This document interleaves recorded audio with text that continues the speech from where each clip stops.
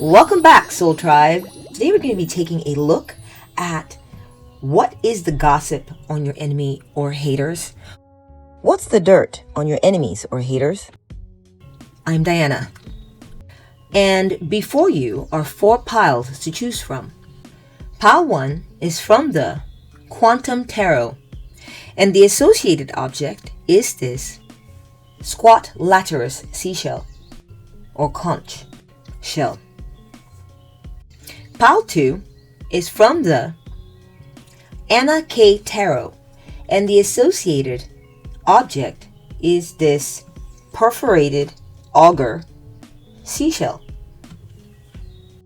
Pile 3 is from the African American Tarot, and the associated object is this Angaria Aculeata seashell. And pile 4 is from the Everyday Witch Tarot, and the associated object is this horned starfish. Please choose the pile that you feel most attracted to.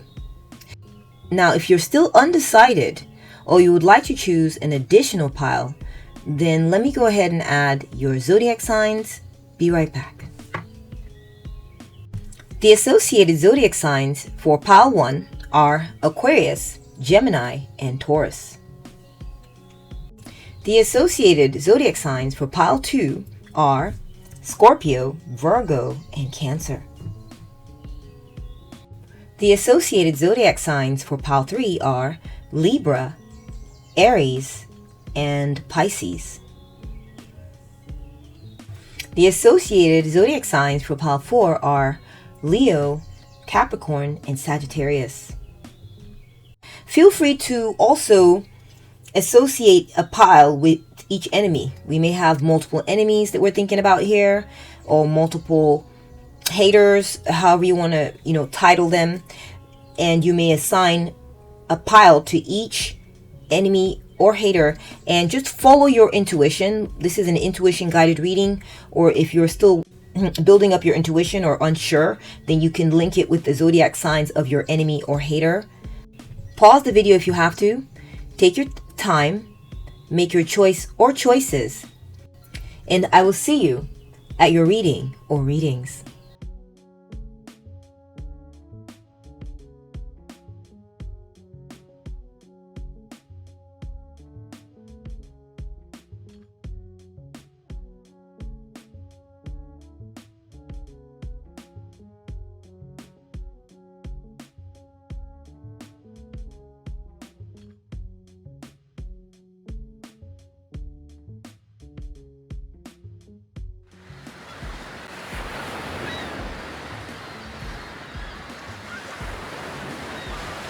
Welcome to reading pile 1. So, what is the gossip on your enemy? Or for some of you, your hater, okay? I'm going to be digging up dirt, basically, on your enemy. So basically, what's the dirt on your enemy? I would say that's a more appropriate title for this reading. That's what I'm going to start saying is, what is the dirt on your enemy? Or maybe even your hater. Okay, so let's move your number over to the side. And you have chosen this beautiful squat Laterus seashell or conch. You may or may not have chosen Aquarius, Gemini, and Taurus. So let me do a vibe check on your enemy before we look at the cards, okay? So I'm getting that your enemy, pile 1, is they're a grudge holder. They're a grudge holder. They hold grudges. They have a hard time forgiving, okay? They have a hard time letting go. I'm also getting that once they get new information, this enemy or hater of yours, when they get new information, they have a hard time incorporating that new information and using it to free their minds or change their perspective or grow or evolve. They tend to stay stuck, right? So for example, say your enemy, maybe they thought someone scratched their car, okay? And they went to go talk to the neighbor, and they were like, I'm pretty certain it's this person who scratched my car. It's your child that scratched my car with their bike, or whatever it is. Or maybe when you were walking past, your grocery bags scratched my car. I'm certain of it because you always walk past here. And so they have suspicions about who scratched their car, right?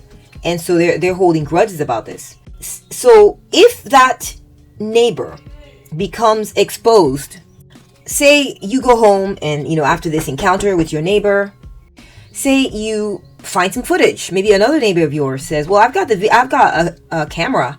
They can see who walked past around that time or what happened. Okay.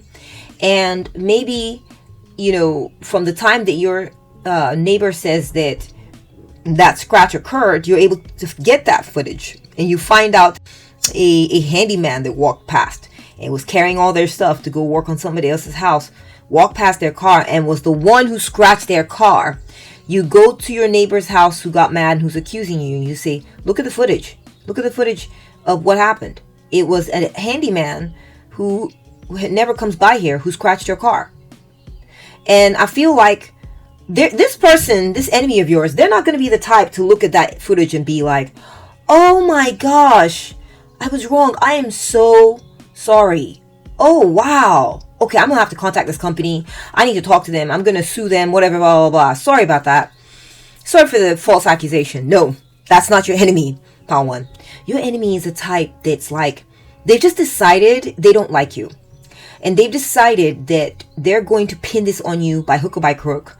Or even if they accept this information, they'll continue to give you like side eye. They won't apologize. They're just stuck on this mindset of, no, the world is, shitty, and, you're just one of them. And if it wasn't them who scratched my car, it would probably have been you on another day. So you're all in the same boat to me. This person is just deep down super biased and like cranky. I'm almost getting like an old vibe. Like this might be an old person, Pile 1, maybe older than you, or someone very jaded. Maybe they're an old soul. Maybe they're young, but they're an old soul in a bad way. Like they've learned all the bad things and they're very like pessimistic and very negative about the world. Okay. That's the kind of vibe I'm getting on this person. But I feel like they just have a hard time letting go of grudges, and this is hurting them. Okay. There's a saying that goes, holding on to anger against someone or holding on to, so they may be like a negative person, or just, some people just have a neurology that lends them towards being pessimists and pessimistic about the world. Maybe something happened to them and they started viewing the world in a very negative light, and this is what influences the way that they treat you or have treated you. So your enemy, Pile 1, okay, they may be someone in a very formal role, like a boss, or someone who has like a formal role in your life. Okay, like they could be like a boss or an ex-boss, or a mother-in-law, or maybe the local, I mean, you'd be shocked, but yeah, like a local priest or a local pastor, or it could be someone who's just or it could be just someone who's very stable, someone who has status, someone who may have status in the community, or someone who comes from a family that has status, someone who comes across very stable, like they're kind of stuck in how they do things. They may even be part of a structure that's very stable and very conservative. I could see conservativeness, like a conservative background where they're just very traditional and do things a certain way, and that's that, I gotta be honest with you. I feel like this person, Pile 1, they may cultivate like evil energy. And when I say evil energy, I don't think it has to be like black magic or anything like that. It could just be evil in the sense that they cultivate low vibrational energies within them. They're maybe surly. They cultivate a pessimistic attitude. They think bad thoughts about people. They may like plot or try to think of how to cause others suffering, or wish others ill, or even if they're not wishing you ill, they're sending you like evil eye energy by ruminating on what's wrong, what they think is wrong with you, or how you wrong them, or how they perceive you wrong them, or how they can hurt you. I mean, it's premeditated, kind of thing. Okay, premeditated kind of evil. I feel like this person, this enemy of yours, they may be the type of person who has they may appear to be someone who is very like high ranking, or even come across like someone who is very spiritual, to be frank with you. Okay, I feel like this enemy of yours may have spiritual powers, and they're maybe very powerful in some type of way. They've cultivated a certain type of spiritual power, but I feel like it's in the like the negative realm. Okay, it might be in the realm of this person may do like profane or forbidden magic, the type that goes against certain spiritual laws or certain spiritual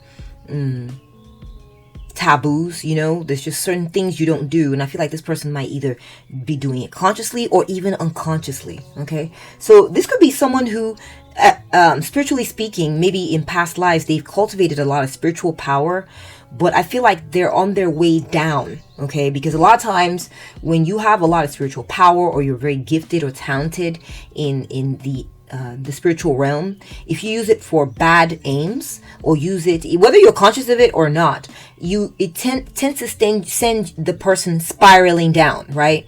They're currently in a downward spiral. This person, this enemy of yours, they're in a downward spiral right now, towards lower and lower realms of power.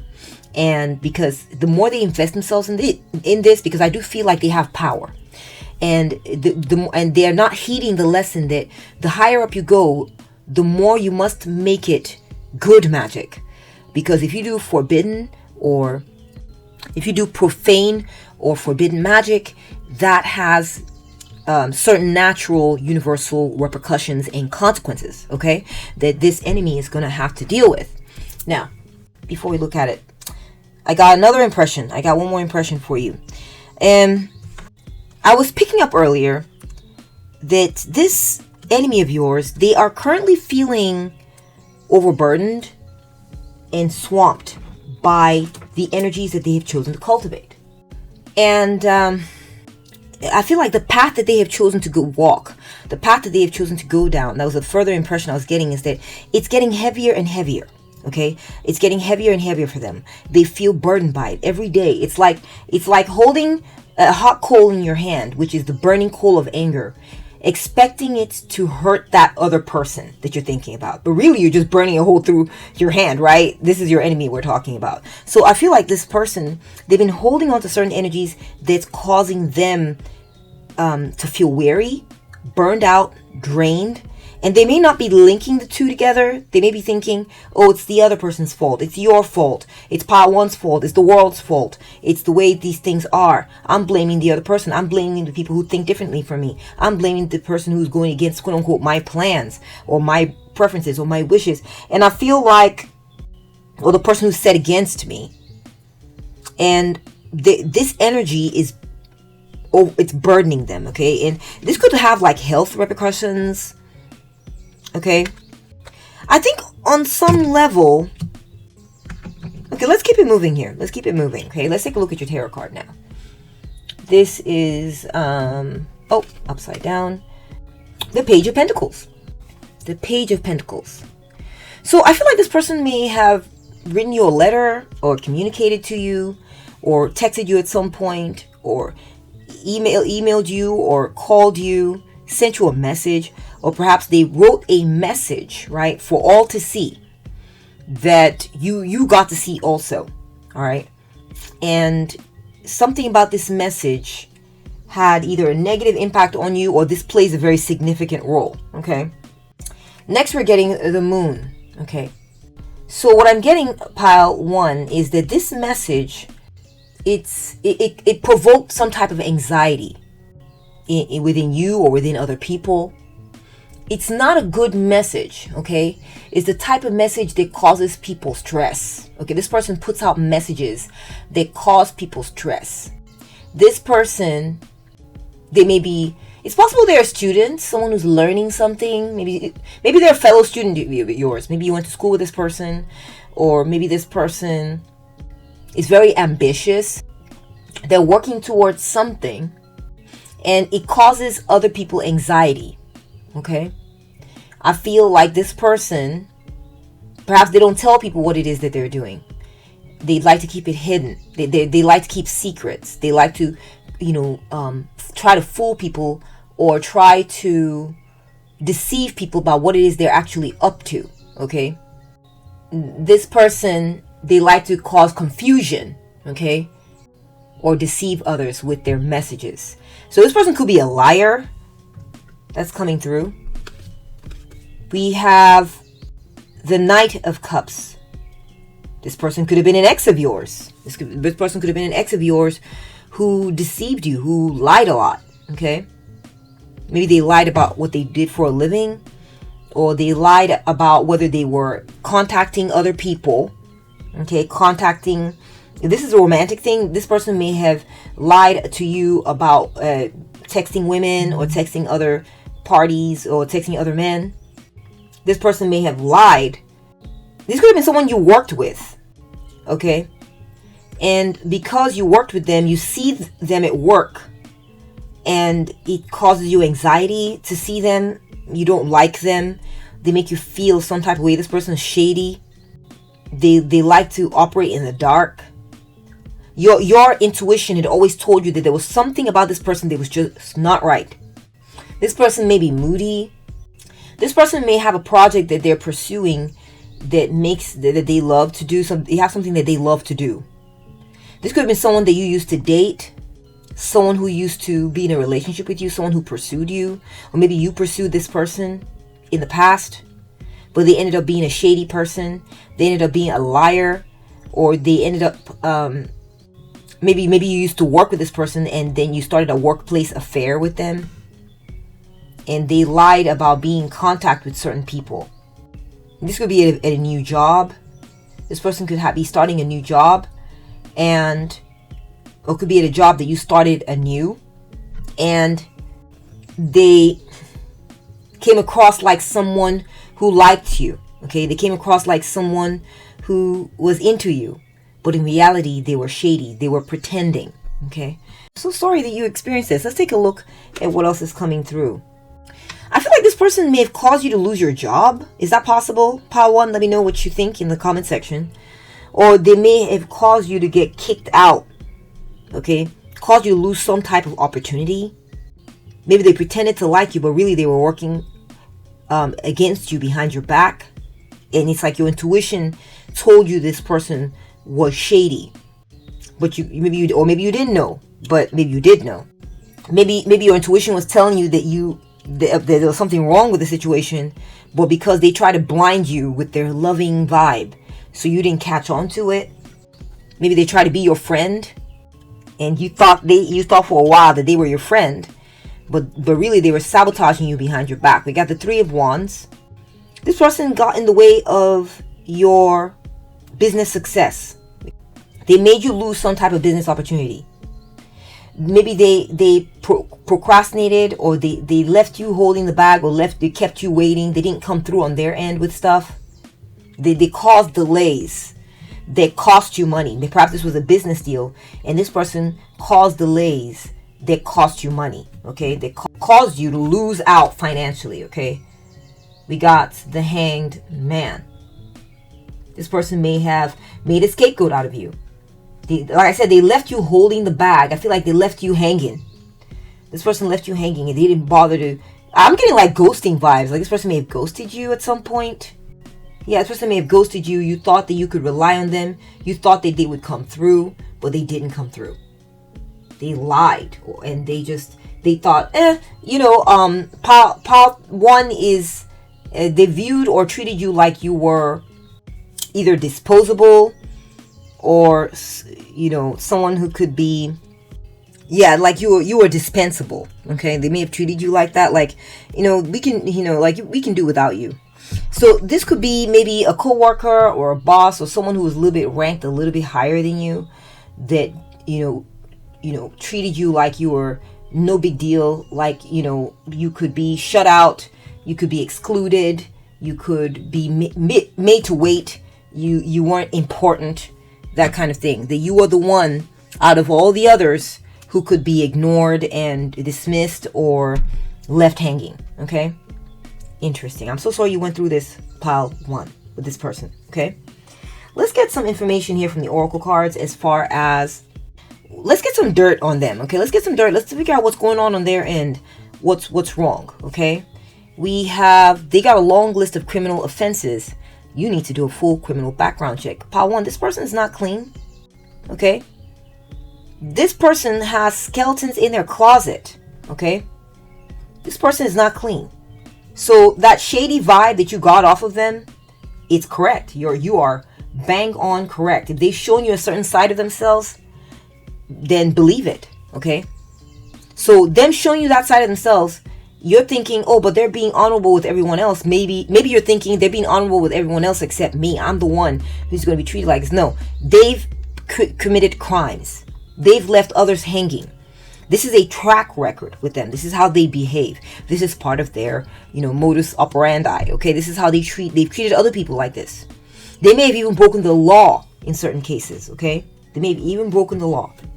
So you're dealing with someone, Pile 1, who is not innocent. Okay, they're very guilty, and maybe some of you all even doubted at times. You're like, maybe they didn't really do this thing. Maybe they're not bad like I think. Maybe a few of you are doubting. Don't doubt it. Don't doubt it, Pile 1. Okay, they're not good people.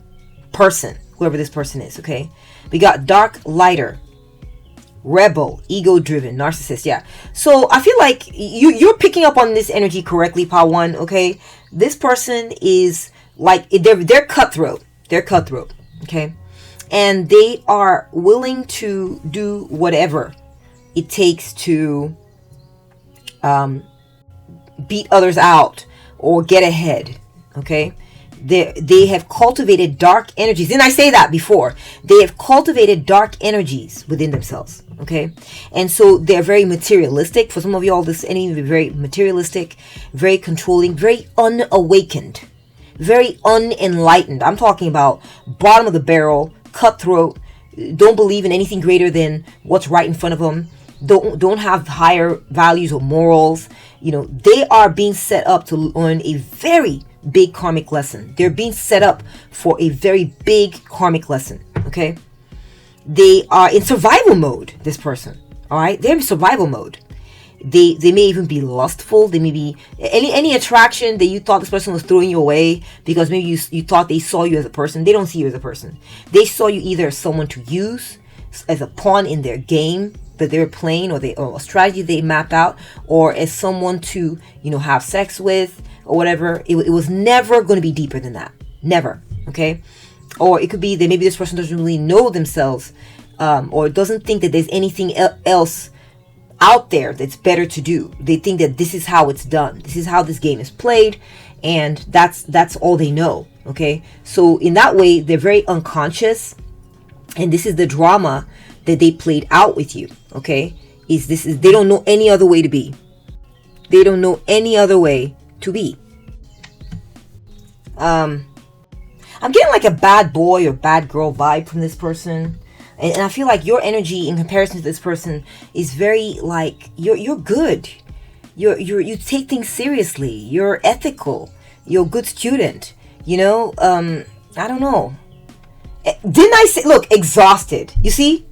Remember I said they were feeling burdened, weighed down by this? Okay? They're feeling burdened and weighed down by the things that they have done. Pile 1.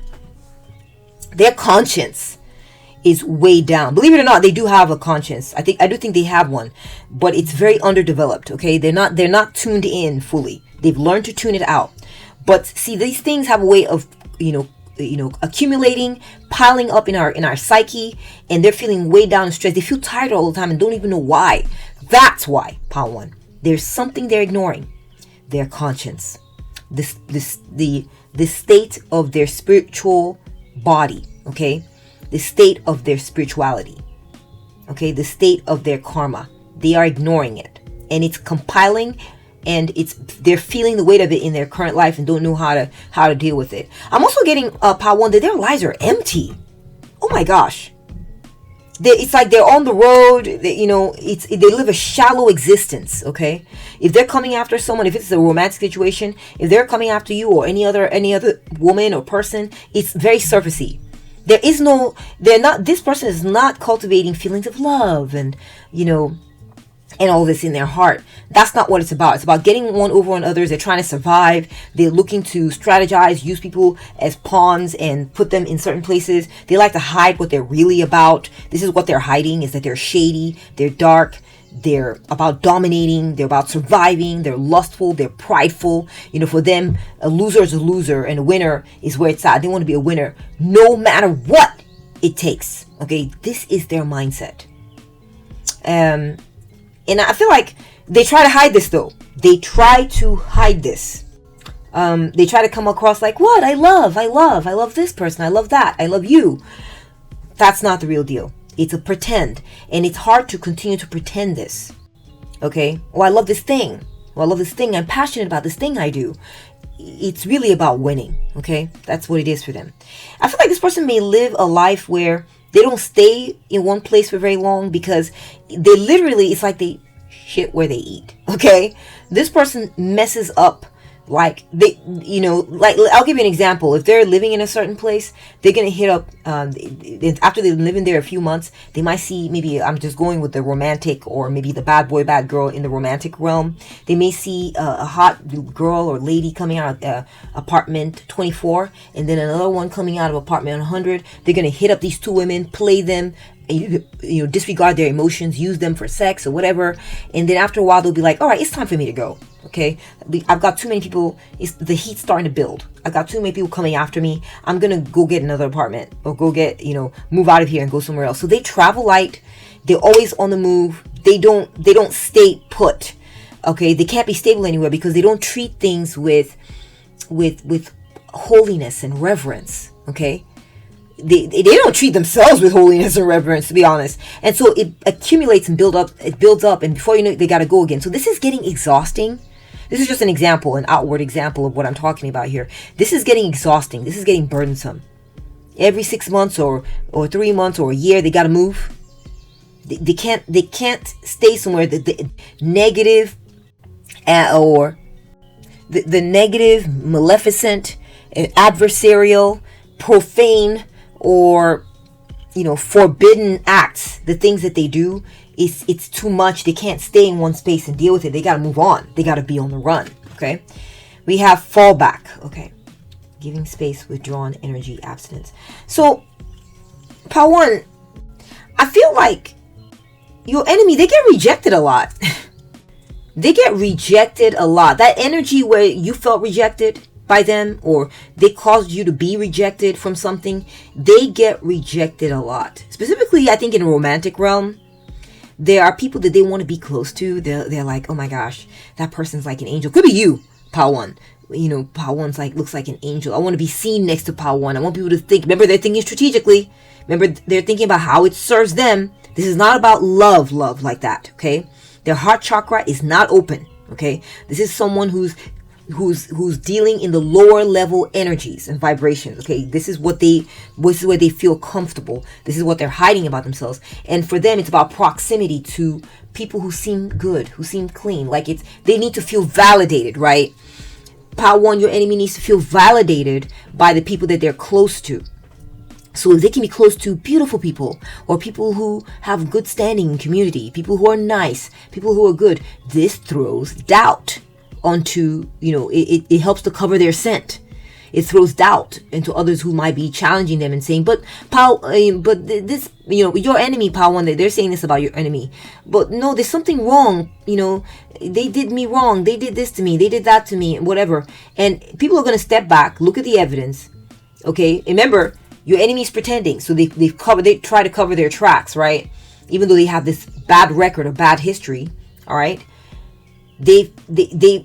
People look at them and go, okay, in this new environment that they put themselves in, because they're always trying to hit that refresh button, and they look at them and go, well, I mean, your enemy has these good friends here. These people, I know these people, they're good people. There's no way they'd get with someone who's a bad person, but so this is part of their cover, right? They like to gravitate towards people who have good standing in community, people who are beautiful, people who are nice. These people, Power One, that they try to use as their cover, this could be you included, are starting to distance themselves from your enemy. They're starting to be like, you smell bad. There's something about you that does not smell right. and I need my space. So they're losing out on the cover. They're losing out on the protection that they're used to getting. They game people, they fool people into coming close and covering them up. And those people are starting to be like, can you give me some space, please? It could be literally that your enemy might have a BO problem too. That's what I'm getting. I got that. Your enemy might smell bad, and there are people who are starting to distance themselves, either like bad breath or just BO. Like maybe they may have a condition where maybe no matter how much they shower, they smell bad, which they can't help, right? But this could be, remember, biological symptoms are sometimes, there's sometimes a symptom of the energies that we cultivate within sometimes. Okay, that's what I believe. And I think that honestly all of it is, but you have to go digging. It's very subtle truth that you got to go find. It could be karmic, it could be you brought it in from a past lifetime, but they literally smell bad. Okay, and also symbolically people are starting to understand that that is not the person for them to be around. Okay, so people are starting to shut your enemy out. People are starting to push your enemy back. People are starting to fall back from your enemy, wanting space, withdrawing their energy from your enemy.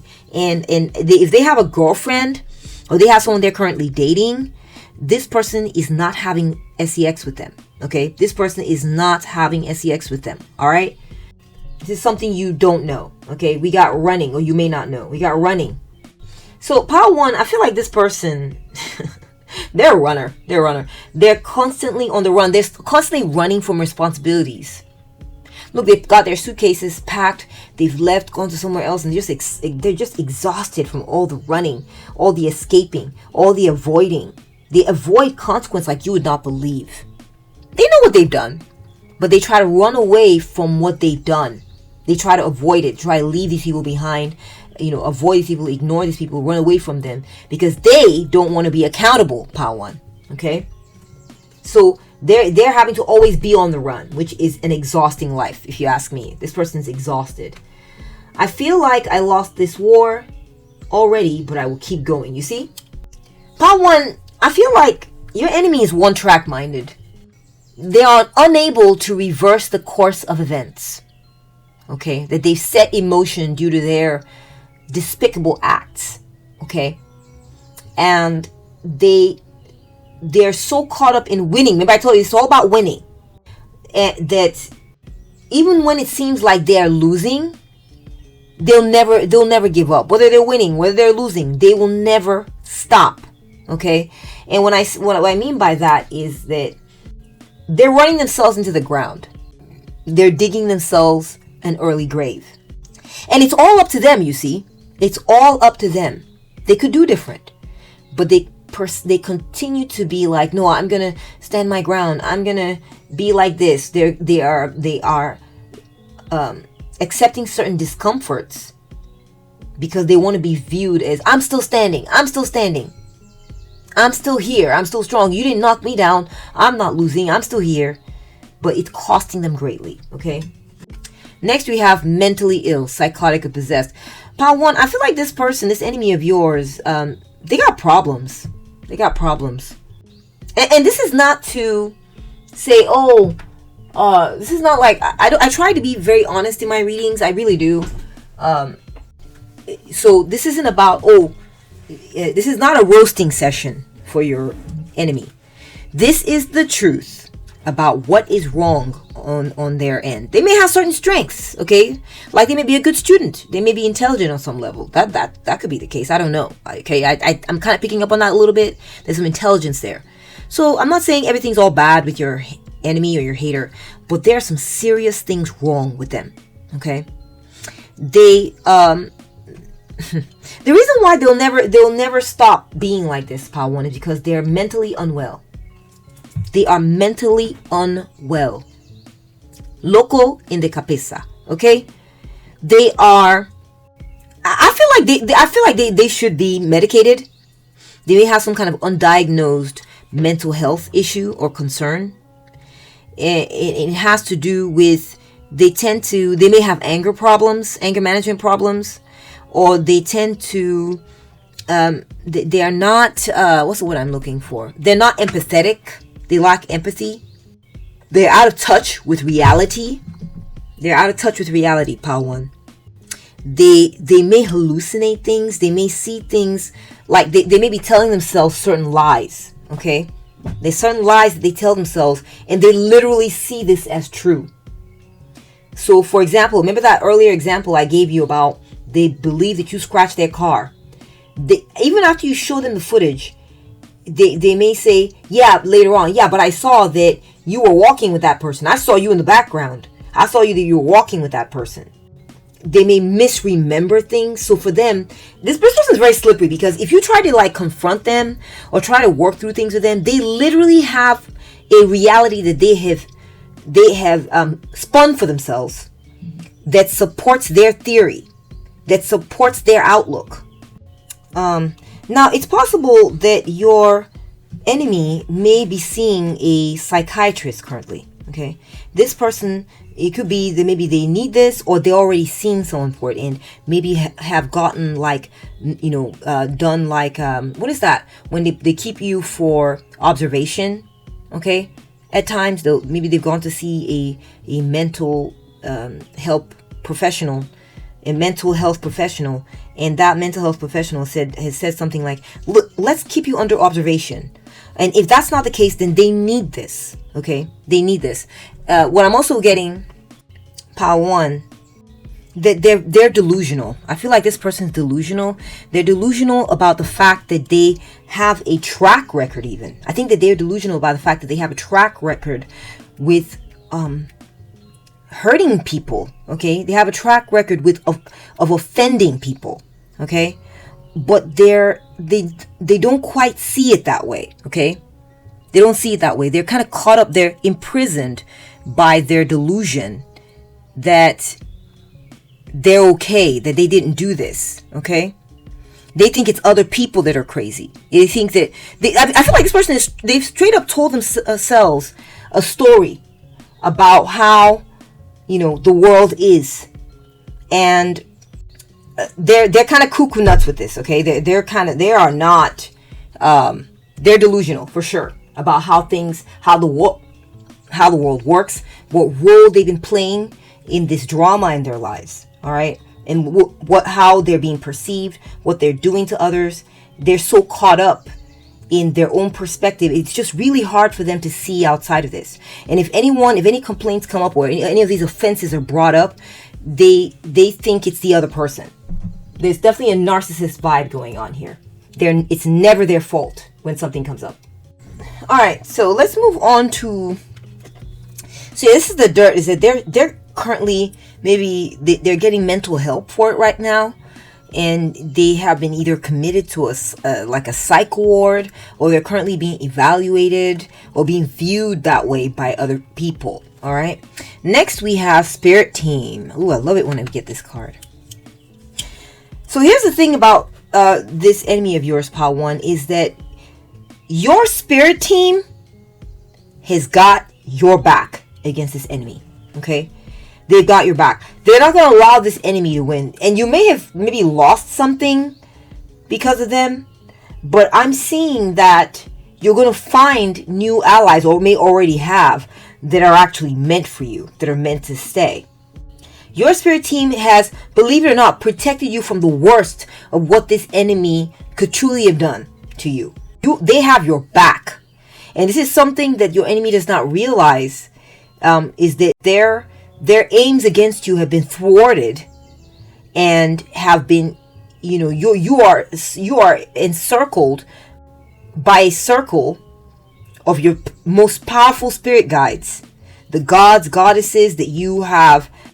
Yeah, spirit guides, gods, goddesses, your angels, your archangels, your ancestors are like, they have correctly identified this person as inimical to you and as a problem, and they're not going to let this enemy of yours go past a certain point. They've already been identified, and they've already been cut off from you. So part of what could be going on with this loss that you may have suffered is that your spirit guides wanted to get you out of there. Your spirit guides wanted to get you away from this person. They didn't want you around this person. So what may have seemed like a loss is actually your win. All right. We have constant lying. This person's always lying, and lying to themselves too. Okay? Lying to others, lying to themselves. They wear many masks. They'll pretend to be this way for this person, pretend to be another way for this person, and they may not even realize that they're doing it, but I feel like for a lot of you they do, and they find it very exhausting. They find it very exhausting. They've been playing this game for so long, and it's starting to catch up to them. This could be a player, someone who has used people, or has a stream of people that they've left behind, that they had tried on different personas for.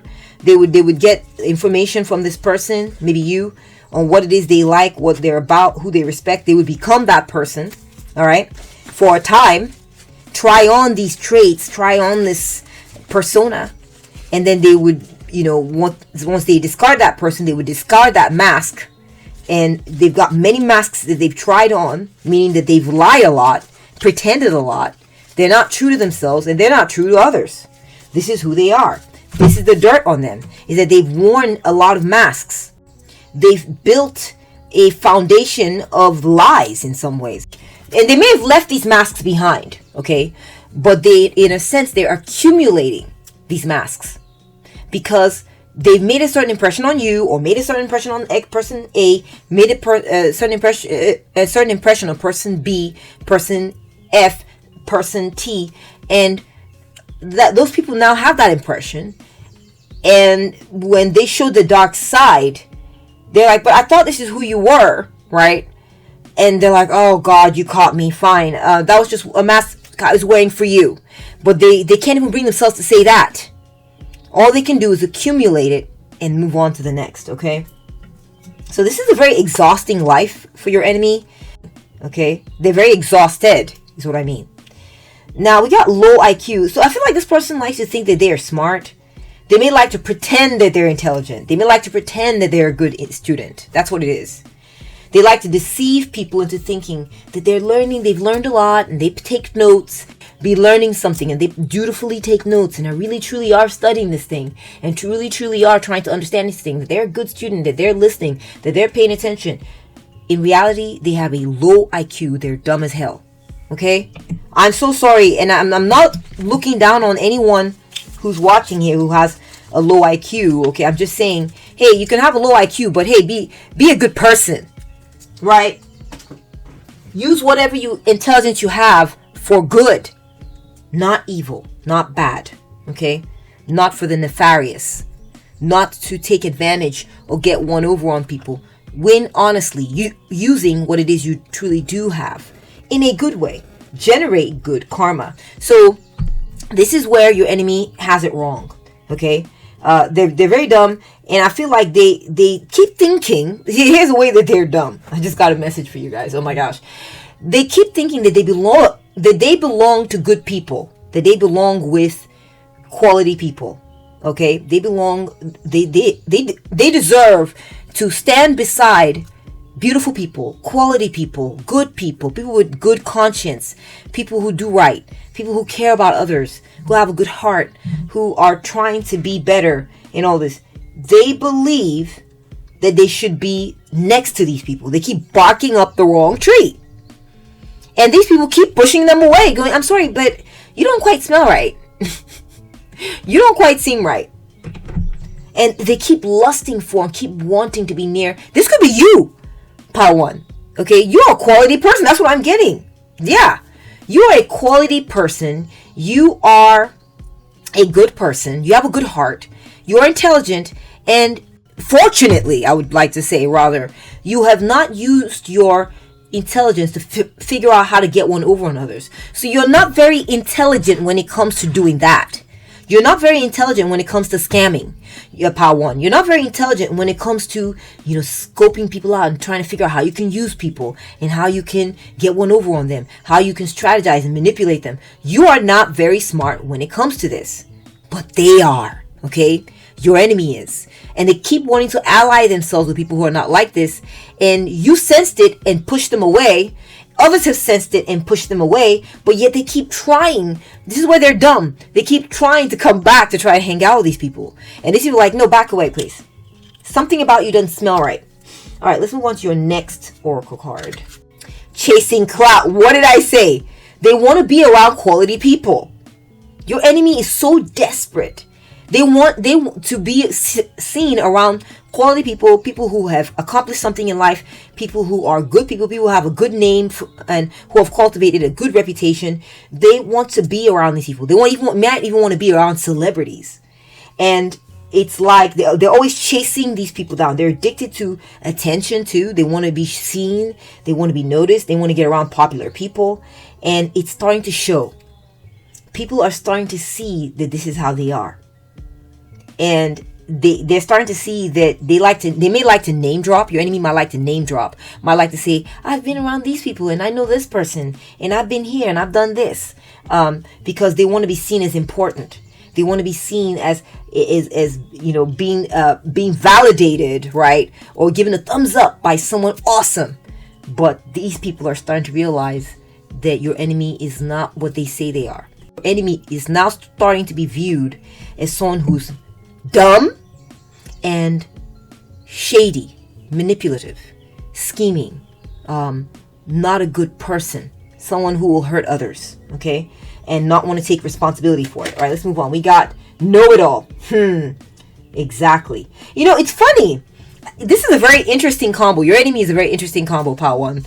They're dumb.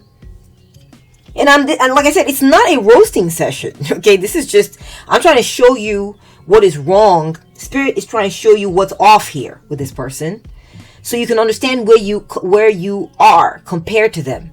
There's a certain, if you have an uncertainty or you're in the dark about this person because they try to cover up and throw illusions and hide things, Spirit wants to reveal to you the true nature of what is going on here, so you can, treat the situation as it is, rather than putting them on any type of pedestal. You can see them for exactly who they are, what they are, and glean what it is you need to do and how you need to handle yourself with this person moving forward. Now, I'm getting that this person, they are dumb, low IQ, and they're know-it-all. I read somewhere that it is, it's the Dunning-Kruger effect. That's what it is, the Dunning-Kruger effect. It's like a cognitive state where someone who doesn't know much, someone who's dumb, not educated, or they have a limited knowledge or competence, they overestimate their competency, okay? Someone who is dumb thinks they know a lot. This person, your enemy, thinks they know a lot, but they don't. They lack expertise to understand. They don't have baseline theories. They don't understand, maybe not very educated, or maybe they graduated bottom of their class, or something like this, or they're just, it's not even about education. It's just, they're just not very smart. Okay. But the problem is they often, they lack the expertise to see where they're wrong, right? This is dangerous. Okay. This is very dangerous. Your enemy is dangerous because they're dumb. They don't know that they're dumb. They're not aware of where they're misunderstanding something. But they have very high confidence, right, about what they think. They have very high confidence. They're very arrogant, They think they know it all. But, oh my gosh, they are woefully wrong. They are woefully unintelligent. They're overconfident, though they are junior when it comes to concepts, knowledge, analysis, and comprehension. They are convinced they are right, though they are very wrong. All right. Wow. All right, let's move on. We have jackass. Exactly. They're dumb. A jackass is someone, it's a slang term for someone who is stupid. Okay. A jackass is someone stupid. Literally. That is the slang term for someone who is stupid. So keep this in mind, Pile 1. When you think of your enemy and what they did to you, understand this is a dumb person who hurt you. Okay, low IQ, low intelligence, maybe even emotionally low intelligence, and mental problems to boot, and low ethics. They do have some low, they're caught up, they need to win, they're narcissists. Can you imagine a combination of narcissist, mental problems there, psychotic, they hallucinate what they think about the world, whether it's real or not. They can hallucinate it into place for themselves. So they are justified. They're reinforced in their understanding of how things are. They are low IQ. They wear masks. They're constantly shifting around to be this, that, or the other to fit so they can get in good with someone. And then they can't always, of course, they can't hold on to this. That the mask eventually falls, right, or slips, and then they're like, you got me, I'm done, and then they show their real selves, right, and people catch on to it and don't want anything to do with them. They are always wanting to be near quality people who are intelligent, in shape, in good, pure-hearted, ethical, high morals. People that come across as having a great reputation. They want to be around these people. They want to draw from their energy because they conceive of themselves as being this way, but they're not. Oh my gosh. Ooh, Power 1. This is crazy. Feeling tied down and frustrated. Yeah, they are burdened by this.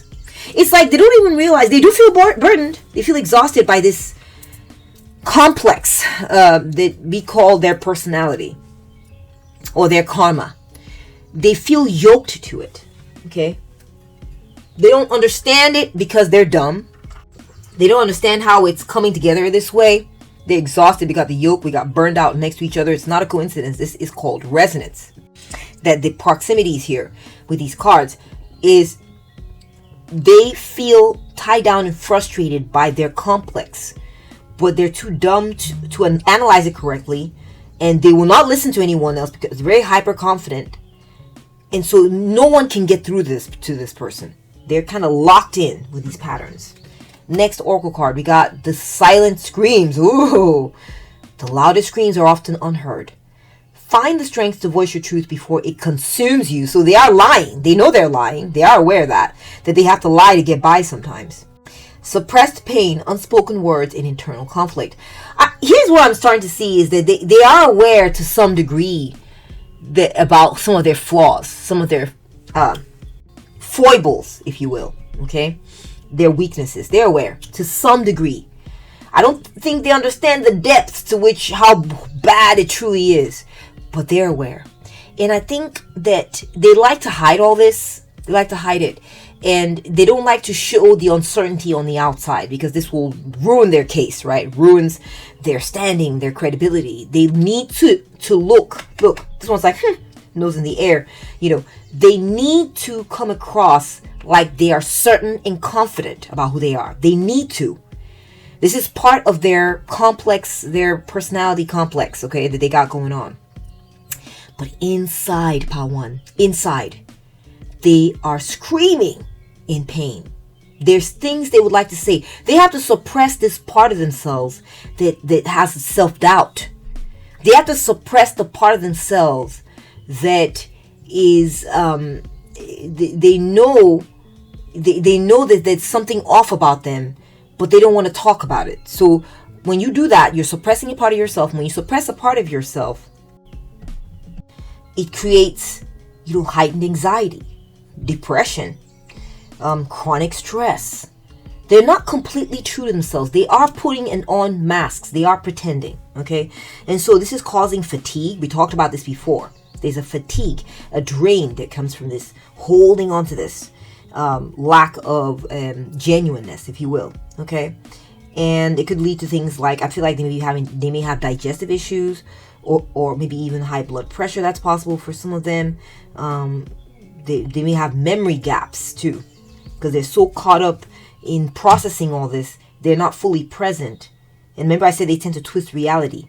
They may be numbing themselves emotionally, okay, because of this. So there's a lot of negative things that they're suppressing, and there's negative consequences to suppressing these things about themselves, all right? Next we have liar, exactly, okay? Fabricator, storyteller, they lie. If you're wondering, are they telling me the truth? No, they are a master of deception because this is the Moon Major Arcana card. So they lie.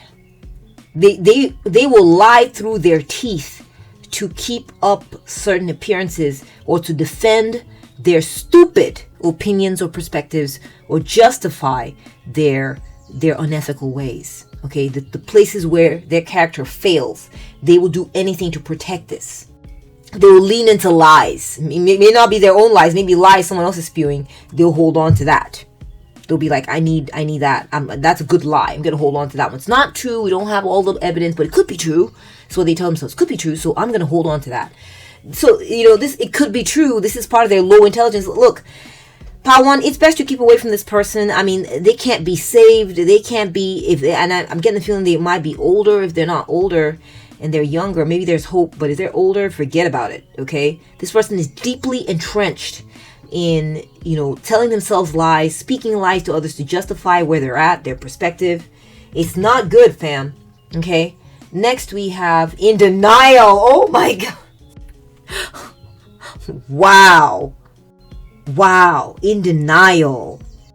They're in denial of the fact that they need to win. They're in denial of the fact that they lie. They're covering up their lies by being in denial. If you try to confront them with truth or evidence that conflicts with what they're saying, they'll be like, no, it's fake news, or where'd you get your evidence from? No, I don't trust that source, or no, I'm not going to buy that. Like they just come up with reasons. You will never be able to get through this person, okay?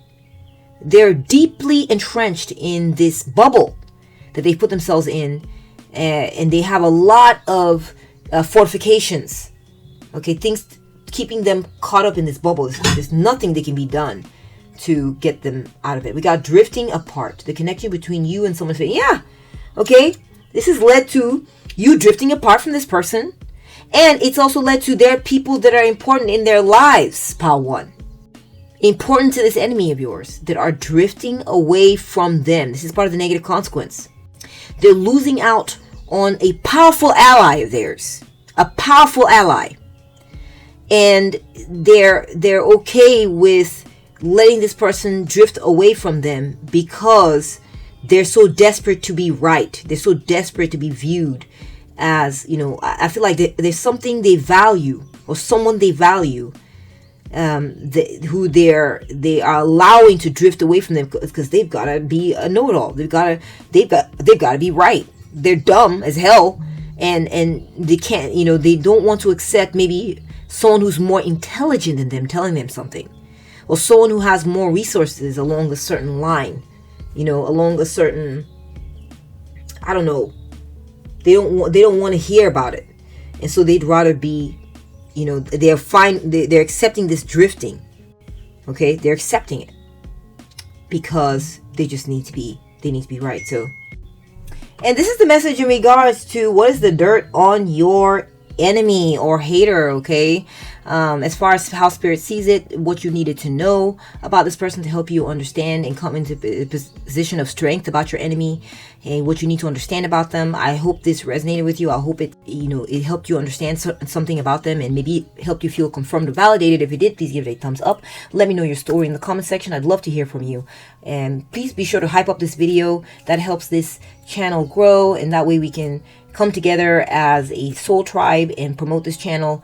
And I really appreciate whatever support you give. May your work be blessed 1,000-fold. Take good care of yourself, okay? And I'll catch up with you at the next one. Bye.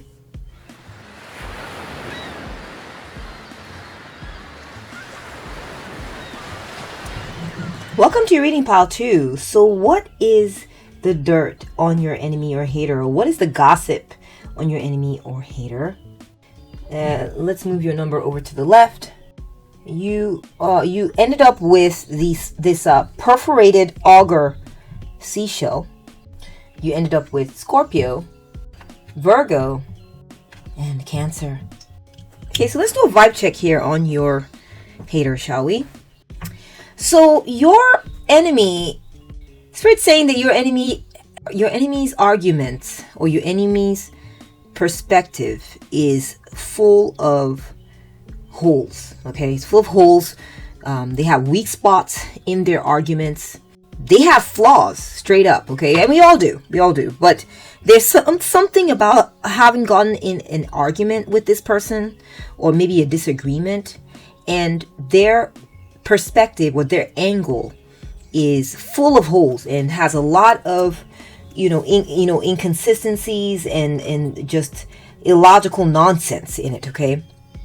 Things are not lining up when it comes to what it is that they're saying to you, or when it comes to their perspective on a particular matter, or just in general, okay?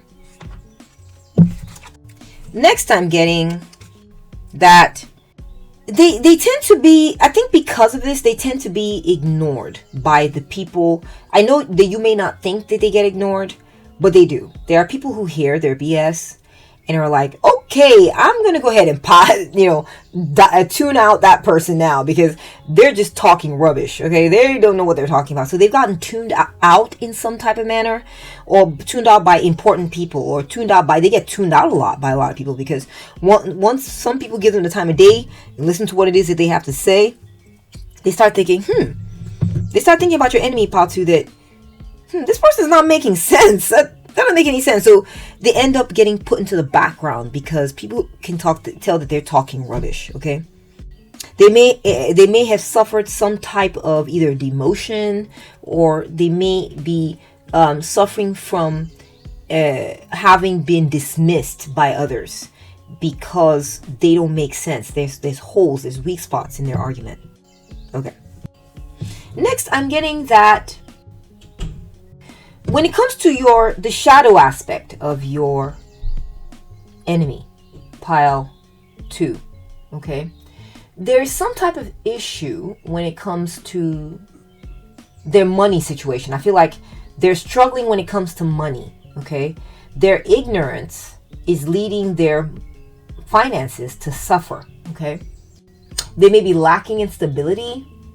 Things are not maybe growing for them like they would like they've been put in a bubble, okay? So things may have grown up to a certain point for them with their finances, but it's not growing beyond that point. They've reached like a glass ceiling, or they've reached like a point where they cannot get more wealthier than that. They cannot get richer than that. They cannot get more. They're being stymied in some type of way, and it has a lot to do with their ignorance, okay? They do cultivate negative energy. This person, they do cultivate maybe even malicious energy, okay? And it's this that let me see. I'm also getting that they're in the dark about something. They're in the dark about maybe how to heal themselves, or how to heal themselves, or how to grow up, or how to, they're stuck, they're stymied because they don't know how to free themselves of this condition. It's like they have blinded themselves, or they've set themselves up in a situation where, or they're planted in a situation where they're either surrounded by ignorant people, or they've chosen a part of the world, or to align or affiliate themselves with certain, maybe even organizations or energies or people, or part of the world where the thinking is very limited and very limiting. So this has put a certain limit on how they're able to grow, both when it comes to their personality, their finances. Could even be affecting their health. Perhaps they may have some sort of ongoing, it seems minor, might seem minor, it might be a big deal, but there's some sort of health issue that they have, and it always seems to be there. It never seems to be resolved. And that is because of their ignorance. And it's going to remain, okay? This issue is going to remain because they're not the type of person to avail themselves of the knowledge that's out there, and are thirsty for more knowledge to grow, okay? They're ignorant, and it's almost like either that they like to stay ignorant, or they are in circumstances that keep them ignorant, okay? Let's take a look at your tarot card and get more information. We have the Ace of Cups. Okay, so this might be someone you used to date. Okay. This might be someone that was a family member of yours. It's possible. This might be someone you used to love.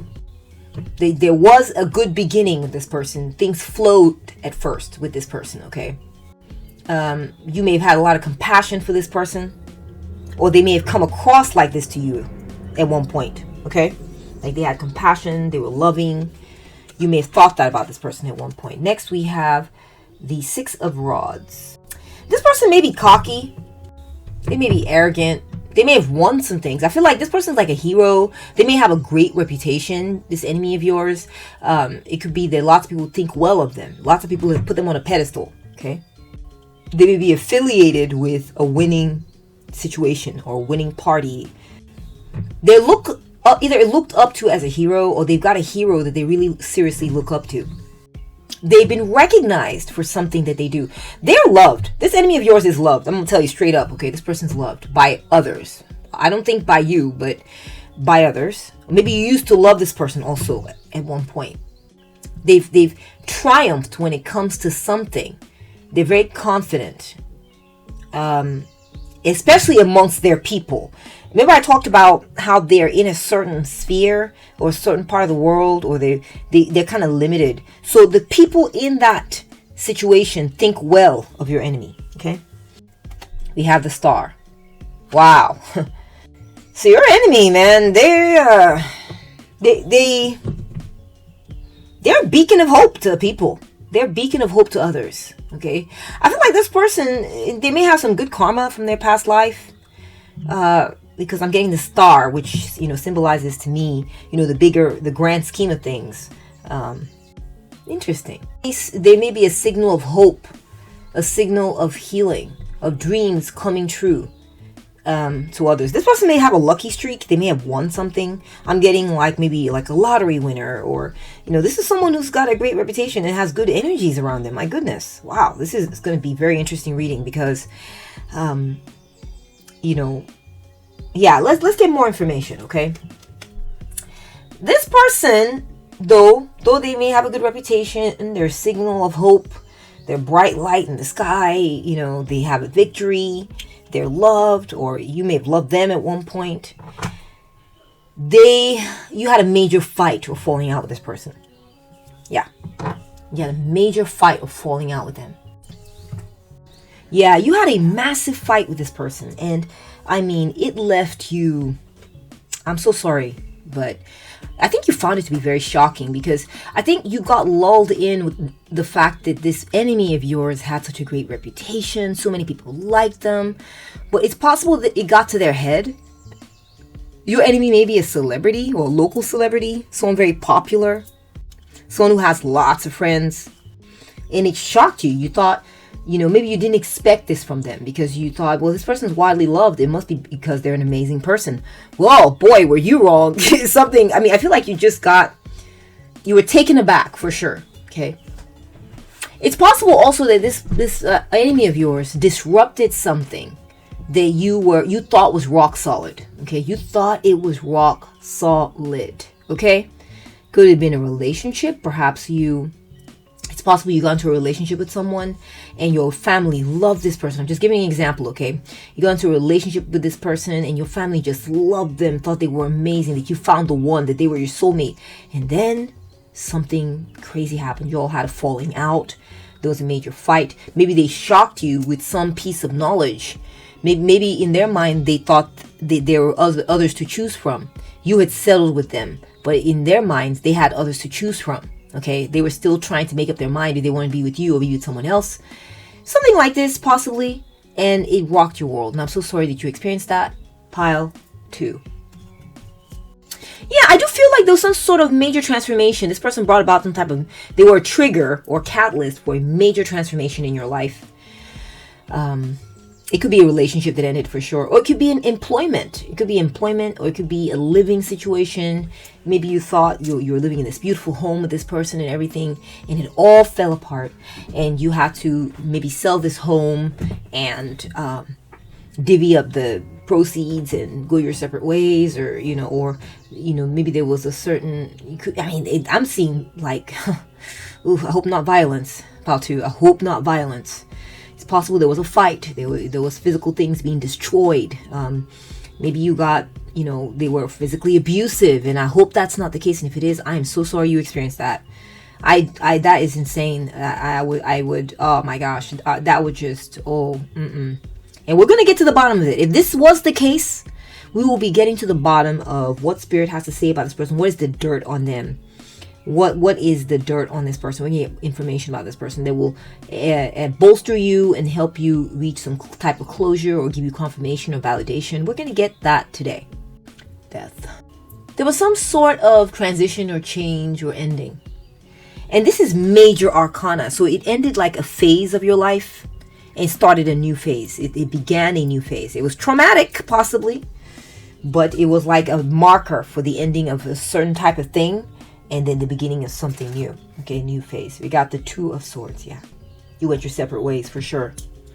Perhaps they started ignoring you. After the fight, everything ended. They tuned you out. They stopped talking to you. They acted like you weren't even there. And maybe you love this person. Maybe that's why it hurt, okay? But this person has become your enemy because you're realizing that maybe they weren't so great. Maybe you said or did something that maybe because they were cocky, it's like you hurt their ego. And they were not going to abide or tolerate with that. You got to learn about this person through this conflict. You got to learn that maybe you dare not have said anything to make them feel like they were either wrong or flawed or something like this, but they were flawed. Paltu. They had such a fragile ego, they couldn't stand being told that, because all their life or wherever they went, people saw them as great. They were a hero. They were put on a pedestal. They were the great big hope. They were this. They were that. They were loved. So this is what they were getting. And maybe you try to help them be better, or you give them some type of feedback that triggered them. And they're like, that's it. I can't. No, it's not going to be with you, Paltu. That's what this enemy was like. And, it maybe had a wide-reaching impact on you. Shattered your living situation, shattered your lifestyle, shattered your image in society, shattered your sense of self. I don't know what it is, but wow, I'm so sorry that you experienced this. I feel like now, these days, they avoid you. Maybe you avoid them too, right? There's an avoidance here. They're blind to you. They're blind to what it is, your perspective. They were blind to it. They wanted to avoid your perspective. They didn't want to, they were in denial about your ideas or what you had to say. They just blocked you out, blocked it out. Possibly blocking. That's possible. Coming through for some of y'all. Maybe blocked on the phone or on social media. Let's take a look at your oracle cards. Okay. We have, they lied to you about the reason why they left. They left you for someone else. See, remember I said something earlier about perhaps there were choices. Okay? You didn't know this. You thought that you were the one for them and they were the one for you, but in reality, they were not settled on you. In reality, they were still thinking maybe it would be you, maybe be someone else. And maybe you thought your situation with them was more rock solid. And in reality, there was someone else. In reality, there was someone else they were considering, and they were fine with destroying what had been built with you in favor of getting with this other person. They're a liar, Paltu. This person's a liar. That was one of their flaws, okay, is that they are a liar. They did not have the gumption, the strength of character to face up to you and say, I just want you to know that, for instance, hey, I really love you and I've really enjoyed you, but I just need you to know that I didn't mean to mislead you or anything, but there is someone else that I'm considering. So even if it was hard for them to do, they needed to have done it. Okay? So this is their first flaw, is that though they come off like they're great and, they have a great reputation, they have flaws. All right? It's possible now at this point that they've been left behind. That's a possibility. That this person they chose is no longer choosing them. Let's keep going. We'll get more information, okay? We got gas stove, gaslight, back burner, pressure, heated, intensity, boiling, anger, tension. Yeah, this person had an anger management problem. They had an anger management problem. They couldn't take the truth. If you were the type to speak the truth, Paltu, about what you feel or whatever, and maybe there's a lesson to be learned there. Maybe we should, maybe you could learn the art of communicating something in a way that's not hurtful, but at the same time, sometimes you just have to say it like it is, right? In consideration of how someone's feeling, of course. We could always upgrade our empathy skills and communication skills. but it's good for you to tell the truth, and I feel like you did. And this person decided to gaslight you, make it your problem. It could be that's what it is too, okay? That will, and just take it as it resonates. If some of this stuff is not applying, but you feel like by and large this is your story, then just let it fly. If it doesn't apply, let it fly, okay? They had an anger management problem that they couldn't face up to. This is what is wrong with them, okay? And the dirt on them is that they're like this with everyone. They're like this with everyone. Okay, so something you should know about your enemy, pile 2, is that this relationship that they may have left you for, if that's the case, okay, they got left behind for someone else. They also have gotten left behind some type of way, okay? Let's keep it moving. I also feel like it's possible that this person, they're now dealing with being the one who is accused of something. They're now dealing with being under a lot of pressure. Someone who's got a temper like them, maybe like attracts like, and they're with someone like this. That's very possible. They're experiencing a lot of tension. I almost feel like whatever they put you through, pile 2, it's coming back on them. Okay, that's what I'm getting. That's what I'm getting right now, is that it's like a karmic boomerang type of situation. All right, whatever they did to you, they are now under that pressure. They worry a lot. They're very stressed. They're suffering from, dark night of the soul type stuff. Just hard days, pile 2, where they just stay inside. They don't want to go anywhere. Let's get more information. Gatekeep. They're being gatekept out of something, or someone, or some situation. Access denied. Limitations. They've been gatekept out of someone's life that they want to be a part of. Okay, it could be you. I'm not sure. It could be you.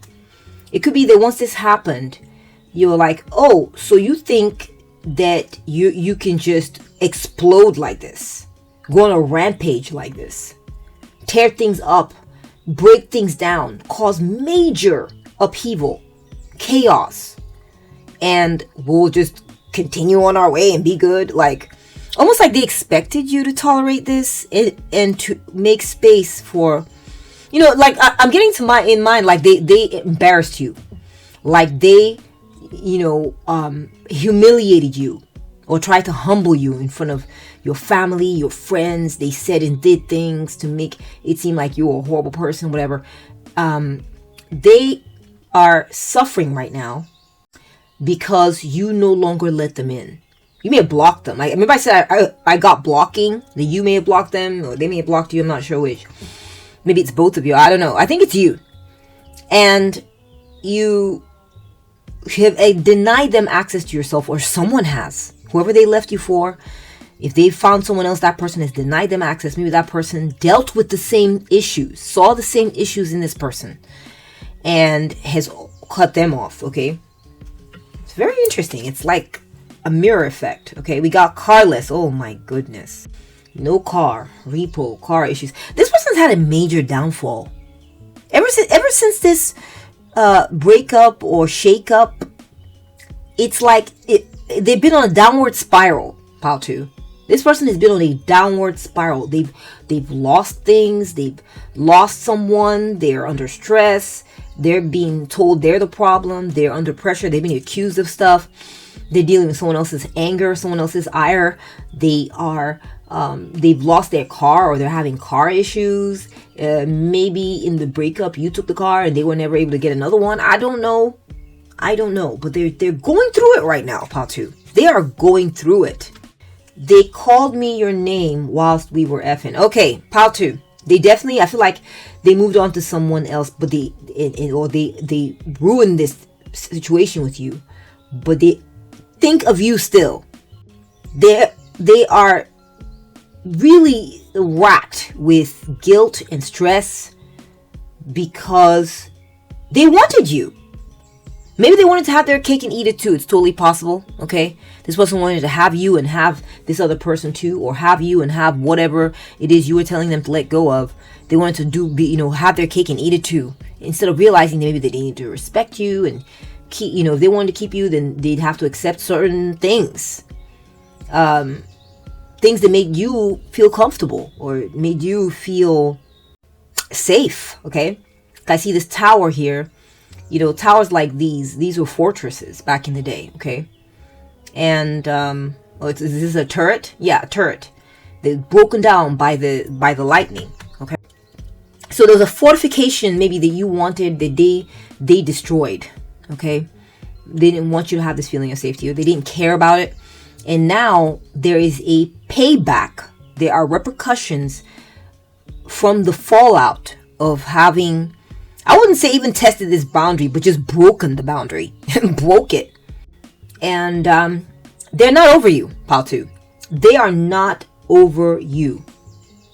They still think about you a lot. They're stressed when they think about how they lost you. They are aware of their issues. They are, they have even, I think part of why this other person may have left them, if they moved on to someone else, is that they feel like they could tell that your enemy was still thinking about you. This enemy could be your ex. They could tell that your ex was still thinking about you. They could tell that maybe you would still complain and talk about them. Maybe they talked about you too much. And that person is just like, geez, you want to be with me, or do you want to be with Pile 2?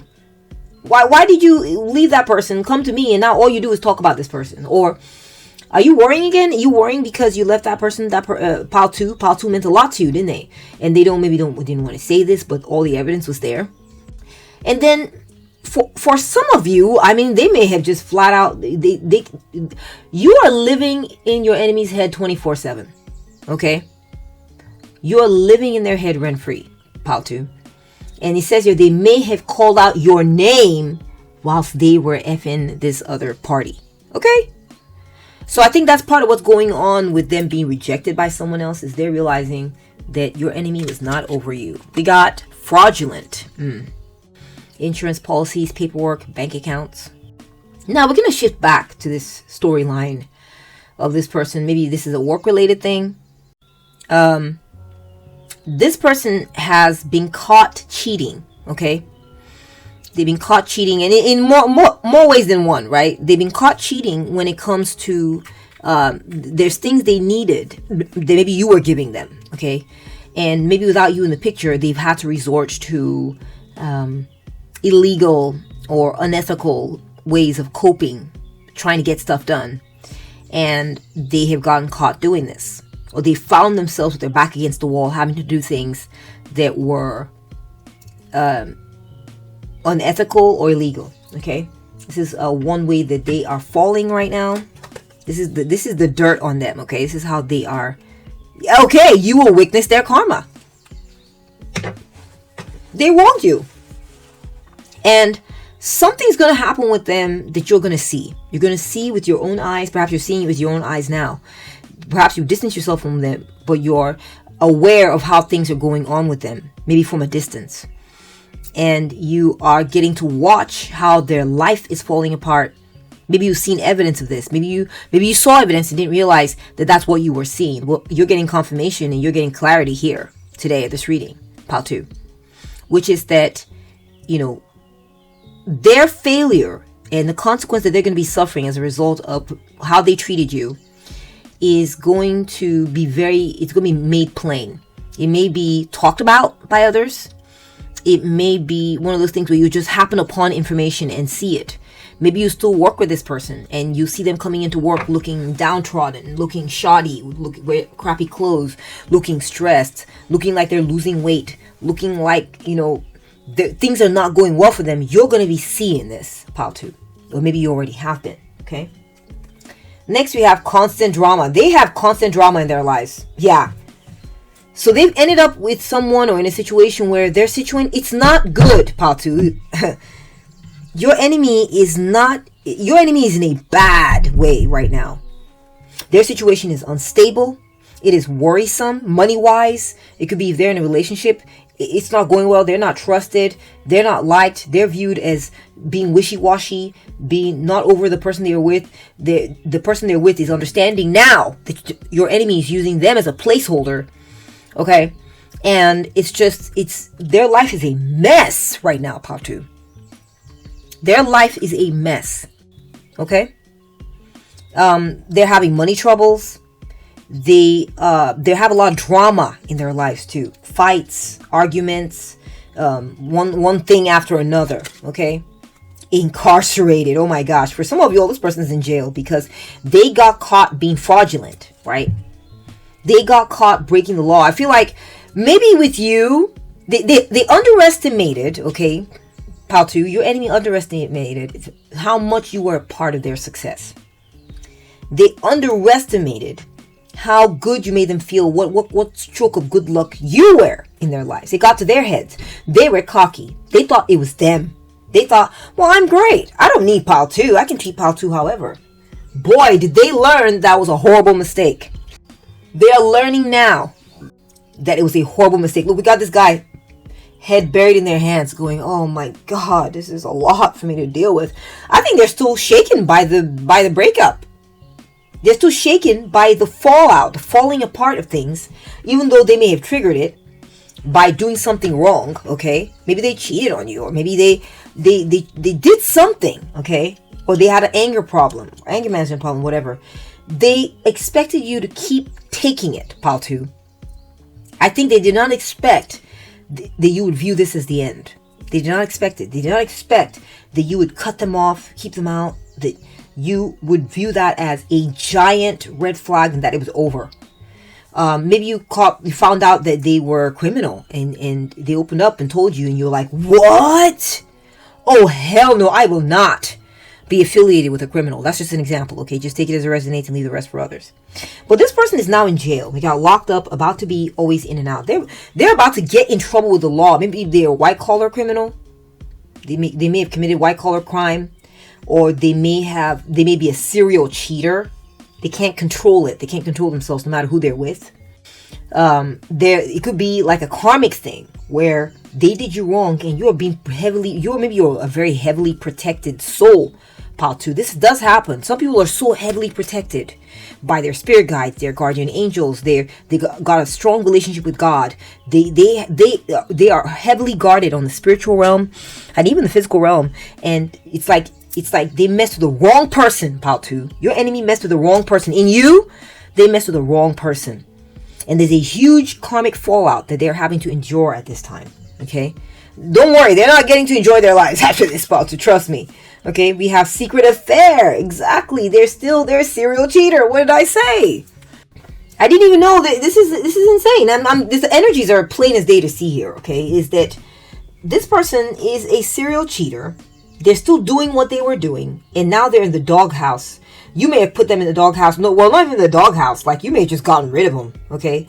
And now they're doing the same thing with someone else. They got gate-kept out because of this person's life and your life, because they are about secret affairs. It's like they can't live truthfully. They're a liar. Your enemy's a liar. It's like what they need to do. Okay, and I've seen this happen. I've seen some alternative relationship type of shows and stuff like that where the people there are honest. They're like, I want multiple wives, or or I like to date multiple people at the same time. Are you okay with this? If you're not okay with this, then it's not going to work, because that's just who I am. I'm what's the word? Polygamous, polyamorous, whatever it is. Okay, this person thought they could hide it, but the whispers were getting louder and louder. And this affair they had, or this cheating that they did, whether it was a criminal thing or a romantic thing, this cheating that they did became well known. It became revealed. They got caught. And now they're paying the price for it. They've either been kept out of the relationship that they had after you, or maybe with you. They're kept out of that relationship now, and they're hurting over it. They're hurting. Or they left you, got with someone else that they were cheating with. They're now kicked out of that relationship because they couldn't stop cheating. They gotta have 2. They gotta have 3. They always gotta have a secret one because they got some kind of like mental problem to work through. They just need that for some reason, and they feel that they gotta lie, which is horrible. Interesting. Next, we have fear of intimacy. That's what it is. Fear of intimacy. I was wondering what the psychological issue would be behind that. Okay, vulnerability, exposure, fear of connection. I feel like, you know what, Pal 2, your enemy, I think what it is that Any given relationship, the one with you, the one with someone else, whatever, any given relationship, they reach a point where it's like they don't know how to have a good relationship. If they start having problems, feeling like, they can't cope with the tension in the connection because there's some things they need to clean up within themselves, their solution is, I need to find someone else who's going to give me love. Pile 2 is not giving me love. The person I'm with is not giving me love. Instead of sitting with it, trying to figure it out, what do they need to do? What needs to happen? Maybe they need to communicate something. Maybe you needed to see something. Whatever it was, they didn't want to be vulnerable enough in that process. They would rather go jump into bed with someone new who is going to see them anew, see them afresh, okay? And give them that, oh, we're still new, we're in the honeymoon phase, we're still getting to know each other, so I'm going to be sweet to you, you're going to be sweet to me. And all the issues and all the problems get swept under the carpet, right? That's what usually happens during the honeymoon phase. We don't really see those things too clearly at first. So they tend to prefer this phase, and if they've gotten past that phase with you or someone else, and the problems start becoming more apparent, and concerns start being raised, or issues start coming up that the mate's like, wait a minute, what's going on here? Can we talk about this? All of a sudden they're like, uh-oh, time's up, the jig's up. I need love. I'm obviously not going to be getting it from here. There's been fights, right? I need to go find someone else, whatever. But they really hope to be able to keep that person and keep the new person. This person screwed up. Pal 2. They are screwed up. Okay? We got Thug. Oh my gosh. Look, incarcerated. They're getting a mugshot taken. This one's behind bars. So this person may be a criminal, Pal 2. This may be why. This is maybe how they hurt you. Maybe they stole from you. Maybe they scammed you. Okay? Or maybe you were dating them and thought, oh, look, he's driving Mercedes. He's successful. But then you found out he's a white-collar criminal. And all those checks he's been writing were from some business that he didn't own. And he was just stealing money, or she was breaking your heart and was doing something shady. I don't know. This particular is going to be different for each one of you. This person has gotten caught. Okay? They now have the label. They cannot escape it anymore. They have a record. Okay? They now have a record. If it's a crime, they have a record now. The state has now identified them as a criminal. They may be a bad boy, bad girl type.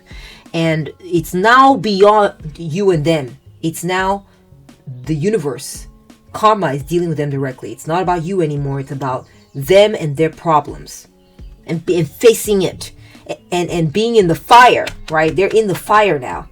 They're being accused. They're taking the heated pressure. The intensity is on them now. There's no escaping. They are suffering the consequences of the life that they have led. Okay?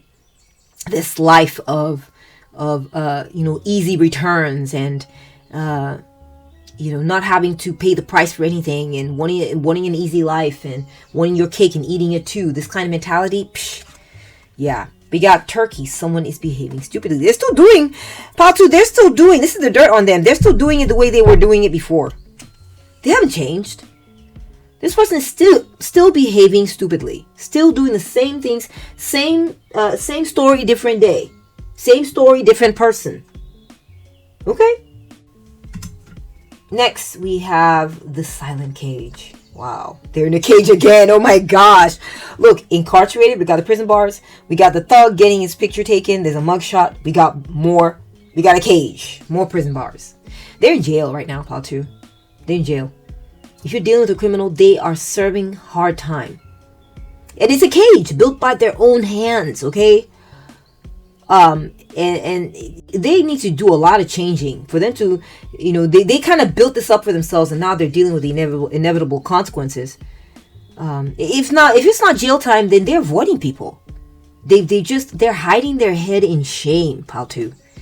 They're hiding their head in shame. They're being avoidant. They don't want to be seen.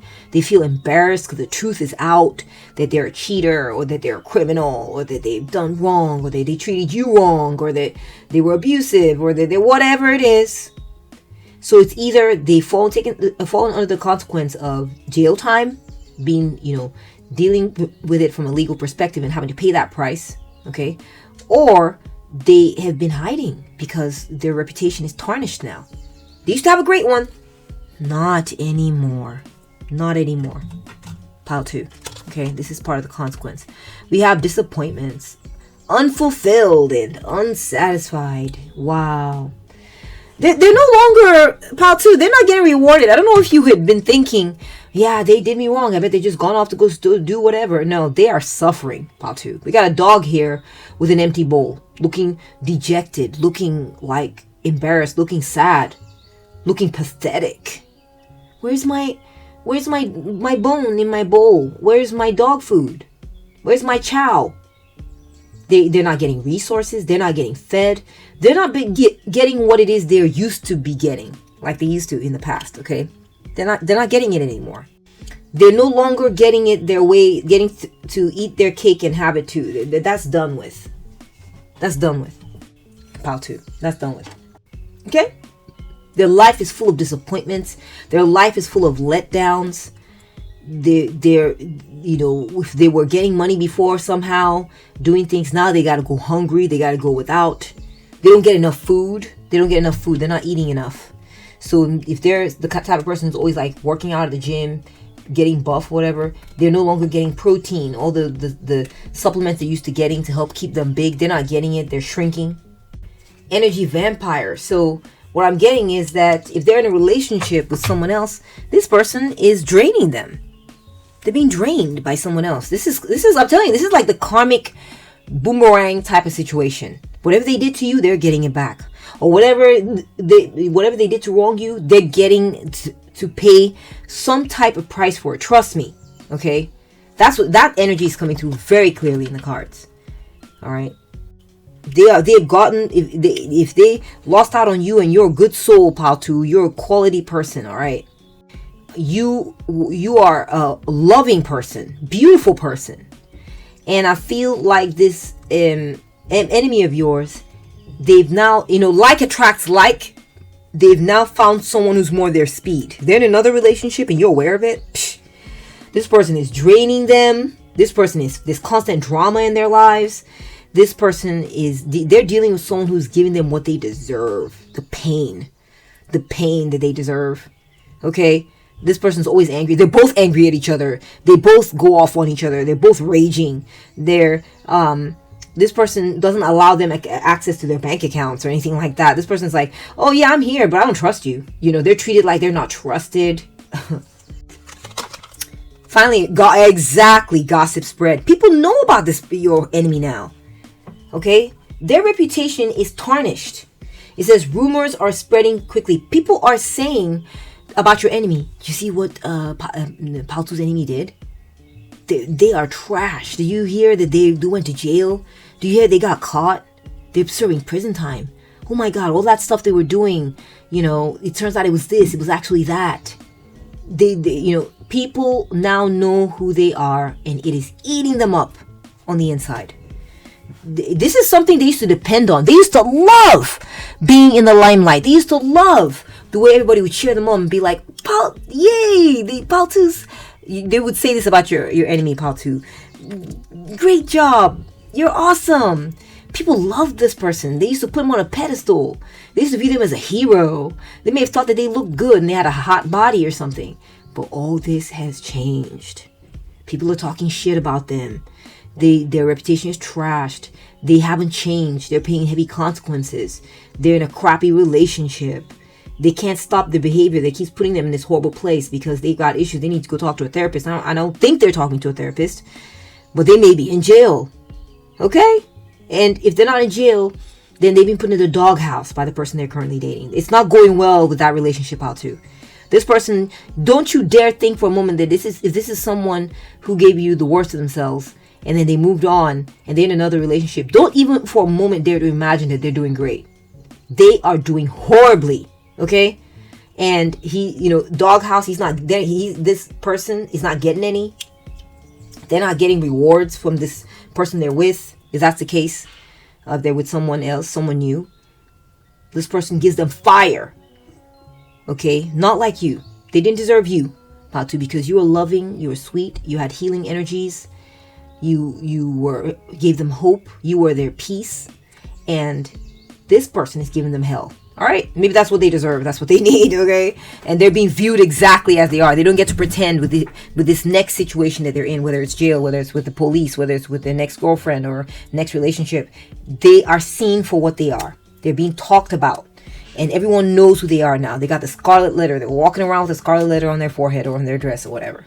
And that's what I'm seeing in the cards for you, pile 2, as far as what is the dirt on, what is the gossip on your enemy or hater. I hope you enjoyed this. I hope you enjoyed this reading. If you did, please give it a thumbs up.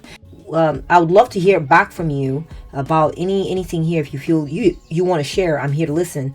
And please be sure to hype me up. There's a hype feature now in the comment section at the top of the comments. You just slide the comment section to the left or the right, I'm not sure which, and then you'll see the hype button appear. You hit hype. That's the way to get this channel being seen by others, so we can attract our soul tribe and get more people in to see these messages. Thank you so much for your handiwork, and maybe you'll be blessed 1,000-fold. Take care now. Bye. Welcome to your reading, pile 3. So let's move your number over to the left. You ended up with this Angaria Aculeata seashell. Pretty. You ended up with Libra, Aries, or Pisces. Okay, let's do a vibe check. I feel like this person, your enemy, is the type of person to just say things, blurt things without thinking too deeply of the impact what they're about to say is going to have, either on your feelings or on, the circumstance. Like, it's like saying something around a cop that you don't mean to say, and all of a sudden they're inquiring about it, and you let the cop have certain information about you, and now they're curious about something, and then you might get in trouble because you did something wrong. I don't know. I'm just getting, or they might say something. Yeah. So what I'm getting is that this person, okay, this enemy of yours, is starting to earn a reputation of being someone who speaks before they think. Okay, they blurt things out without thinking about the consequence, and this is a dangerous habit. This is a dangerous trait, to be honest. Okay, causes problems, offends people, pushes people away from them. People feel like their secrets are not safe with this person. They're starting to lose respect, and people have downgraded this person in their mind as, okay, I'm not gonna trust this person. Your enemy is being downgraded. Their reputation is that they're being downgraded and being viewed as someone who does not think before they speak. Okay, they just blurt things out. I'm getting open mouth, insert foot, right? That kind of a vibe. Getting arguments. This person has been getting into arguments with people, making people angry. Okay, your enemy has been angering people, and yeah, like I said, they say the wrong things. They trigger people. They don't know how to talk. I feel like this enemy of yours does not know how to talk to people. Keeps coming up. Okay, keeps coming up. They say offensive things. They hurt others with their unfiltered thoughts, which, by the way, it's not unfiltered thought that's like, well, people need to hear these things. No, people don't need to hear these things, okay? These are thoughts that are harmful to society. Maybe they cuss a lot or just run their mouths, talking all kinds of crap, and they're not organizing their thoughts effectively, or maybe they don't care to. Very impulsive talker. They're being forced to confront this issue at this time in their lives, pile 3. They bungled, mishandled certain people, certain opportunities in their life, and are currently paying the price for it. Okay? Because they don't know how to talk. They don't know the right things to say. They say the wrong things. They piss people off. They cause arguments. They anger people. They rile people up. Of course, people should be in control of their emotions, but this person has a pattern. Right? People should be in control of their emotions and their reactions, but this person has a pattern of talking crap. They may trash talk people. That's possible, and people don't like this. Maybe there are people. Maybe not everyone's has a problem with it, but enough people have a problem with it that they now have a reputation for this. Okay, this has caused their success to be stymied. Okay, their success is It's not big. They're not making waves. They're not succeeding in life because of this. This is dimming their light. Enthusiasm about this person is starting to wane, starting to fade. People are no longer fascinated with this person. They don't stand out as much. It's like people being tired of it. People being tired of the drama, that kind of thing. Let's take a look at your tarot card. We have the Queen of Swords. Yeah, this person is very blunt. They speak the truth. They speak the truth regardless of who it hurts. Okay? And they speak the truth in a way where they don't sugarcoat anything. They're no frills type of person. And sometimes this person can be a straight up bitch. I'm not going to lie to you. Okay? This person's a straight up bitch. They say things in a way that they're like, well, how you handle is your problem. And it could be because they've been through certain things in life. This could be someone who you divorced, someone you separated yourself from. This person might be a loner who prefers to, like, they don't value people. They don't value relationships. They value being able to talk however they would like to talk, regardless of whatever. Okay? They don't care about things like emotional. They don't care about going easy on people or trying to care about how people feel about stuff. They don't care about being liked per se, is what I would say. Also, they don't care about being liked or making a bunch of friends. Okay, this is who they are. It might be a woman, it's possible. For a lot of you, we have the Lovers. This could be someone you used to be in a relationship with, you've now separated yourself from. They could be a divorcee ex of yours. They could be an ex-boss who used to like you, who used to love you, or someone you used to like or love that you separated yourself from. The King of Wands, yeah. So this is someone who is they come from they have some fine standing. They have some standing in life. Okay. They may be like an entrepreneur type, or they take authority. They set the direction. But perhaps they were bossy, and yeah, they're a bit of a dictator. I feel like this person's a bit of a dictator. This is how it is, take it or leave it, that kind of vibe. Or it's possible they're impulsive too, to be honest. They just kind of like, just do it, say it like they like, do it like they like, don't really care. They're successful in the business world though. They've succeeded in their career, but they are not the friendliest or the nicest. Okay, they're not the nicest. We are getting the Page of Pentacles. So there was a message this person sent to you, or something they communicated to you, or it could be that you met this person at a new job of yours.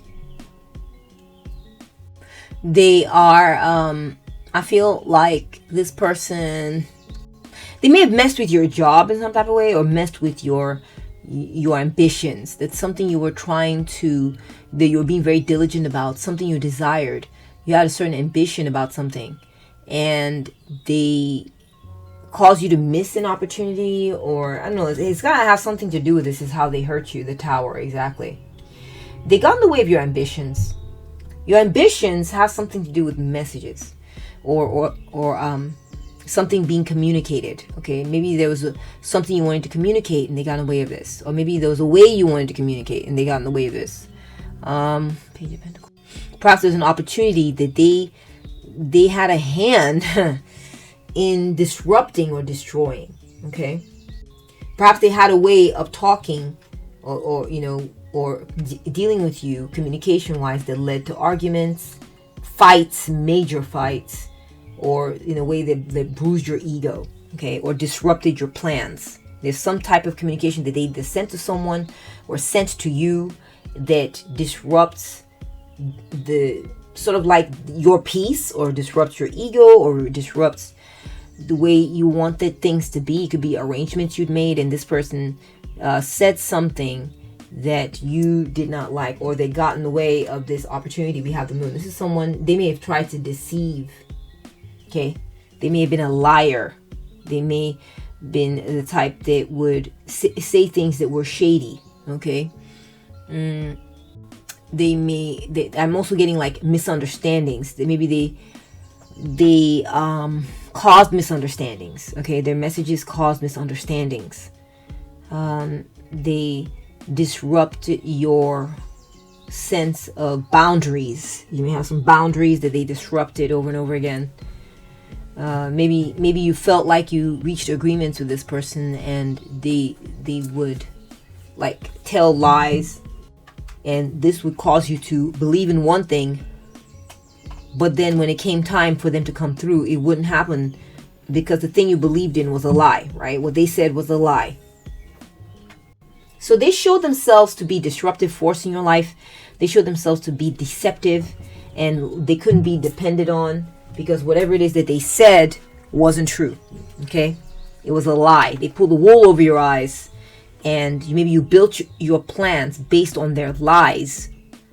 And then when it came time for, the rubber to hit the road, it turns out it was all lies. So let me give you an example. Like maybe, this person was like, yeah, maybe you told this person, I want to go on a big trip. And they're like, yeah, I agree. Let's go on this big trip. Sure. And then and y'all working on it for months. You're like, I'm doing this to set up for the trip. Okay, great. Are you doing this to set up for the trip? Yeah, I am. All right, great. Okay, phase 2 of our plans. I've done this and I'm going to do this. Can you take over this part and set this part of the trip up? Oh, yeah, sure, I will. Then when it came time for the trip, the day of the trip, it turns out they had done nothing. They'd acted like, or when it came time for the trip, they're like, I don't want to go. I've got this other thing I'm doing. Or maybe they just lied. They just bold-faced lied about how they were doing some things to help set up for it, and they did not do those things at all. This person was a mirage. They were an illusion. What was there was not there. They lacked substance, pile 3. Okay? I'm so sorry you dealt with this. Let's move on to your oracle cards. Let's see. What's the dirt on this person these days? What does spirit what's the gossip on them? Okay? And I feel like you may be done with this person, especially with a tower appearing. You may be done dealing with this person as possible. It says they are settling for the other person. They think they can't do any better, nor do they want to even try. So I feel like this person, maybe you moved on from them, all right, and they found someone else. Let's just look at that example. And this person they have found is the kind of person who has a low self-esteem. They have low self-esteem. They're willing to accept whatever your enemy has to give them. They're the type of person, it's like they're a perfect fit for your enemy, actually. Okay, because this person has low self-esteem and will take anything. So if you are aware of someone, this is about an ex and they seem to be happy in their relationship and they've been doing a relationship with this person. It's not because they're treating this new person better. Okay, they're not. You can see this house is burning down, and there's smoke coming out, but the other person, the new person, is just sitting around calmly next to them. They may be dumb, like maybe not as intelligent as you, or they may be the kind of person who has such low self-esteem. They think they can't do better than your enemy, and so they're settling, accepting things going wrong, and they're just, I feel like your enemy has found the perfect person for them who can tolerate nonsense. Okay, not you, pile 3, not you. Okay. We have crusty undies. My bad. Oh my goodness. It says here karmic sex partner, sexually transmitted diseases, poor physical or spiritual hygiene, demonic sexual attachments, binding spell. So, pile 3, I feel like your enemy is dealing with undesirable circumstances. They're dealing with someone who smells bad, or they have taken their poor hygiene and gone to go give it, I don't know what the deal is, but they're accepting someone who is not quality at all. They have someone in their lives right now who is not quality. Also, I'm getting if they're not in a relationship, then this person, your enemy, has stopped taking good care of themselves. They stopped taking good care of themselves. They wear, dirty clothes. They may have contracted some type of disease.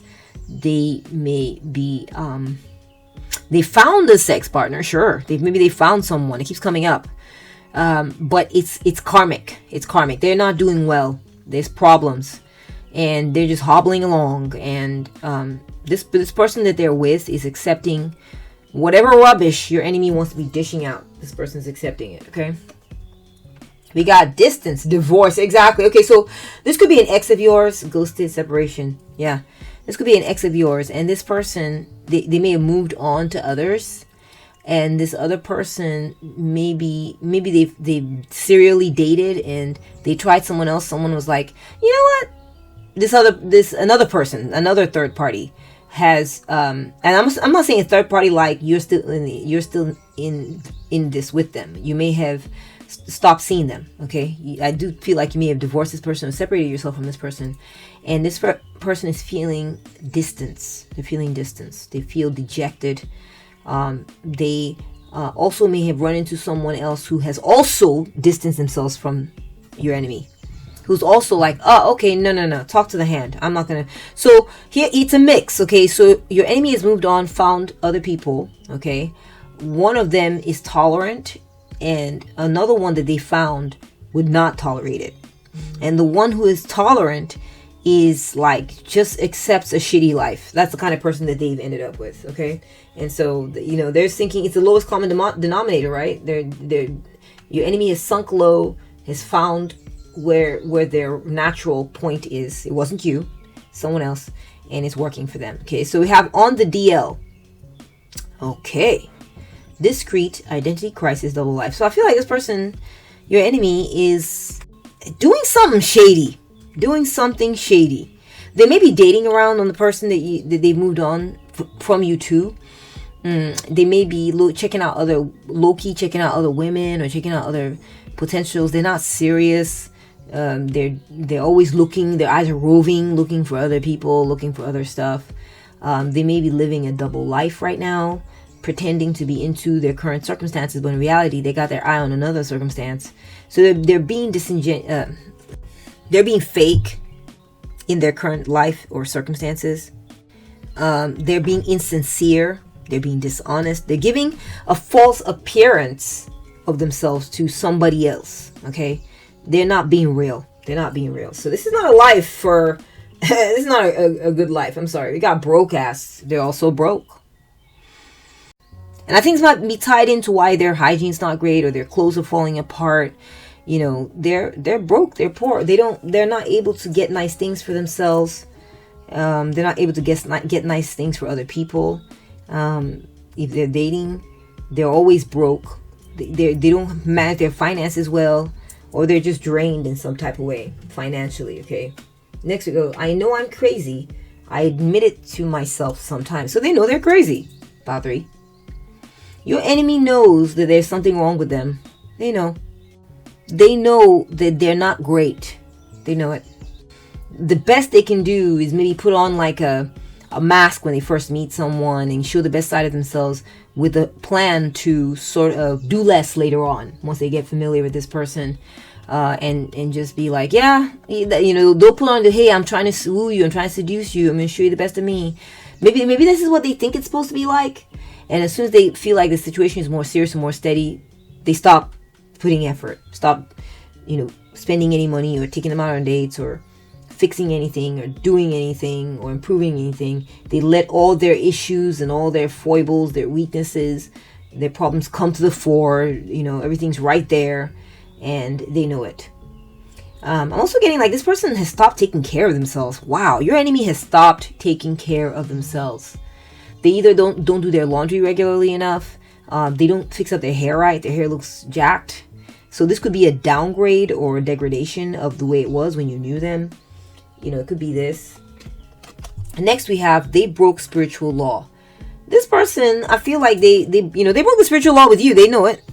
They didn't abide by certain karmic principles, or they weren't honorable, or they weren't accountable. And I feel like they're continuing to do this in their current life circumstances. All right, this is the dirt on them, is that they are a lawbreaker.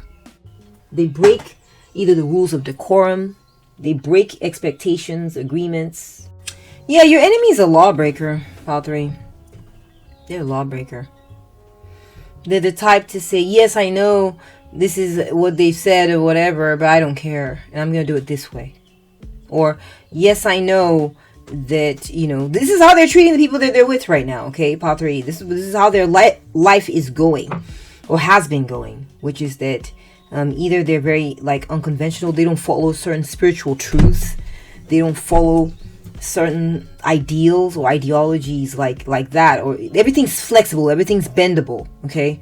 They don't honor, I would say they don't honor agreements or honor just karmic law, right? A universal karmic law. Thou shalt not, lie or whatever against this person, else, you're causing pain, you're causing destruction, and you will fall under some type of consequence from this. Eventually it'll come, right? And so they are suffering under the idea, or under the consequence of having broken spiritual law.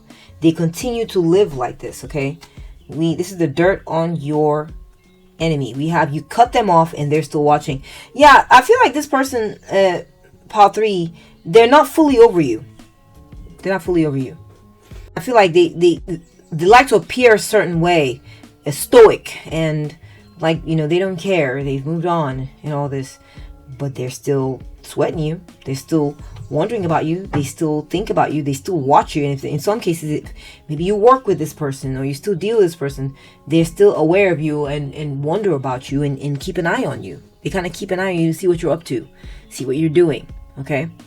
And, all while they are with someone that they don't find as desirable as you, or all while they are dealing with the consequences of their own crappy decisions. Okay, so yeah, this person has poor spiritual hygiene. Yeah, they break spiritual laws. They don't play clean. They don't play things clean, Part 3. They don't, and they continue to do this. We have ignoring your goals. This person stopped caring about themselves.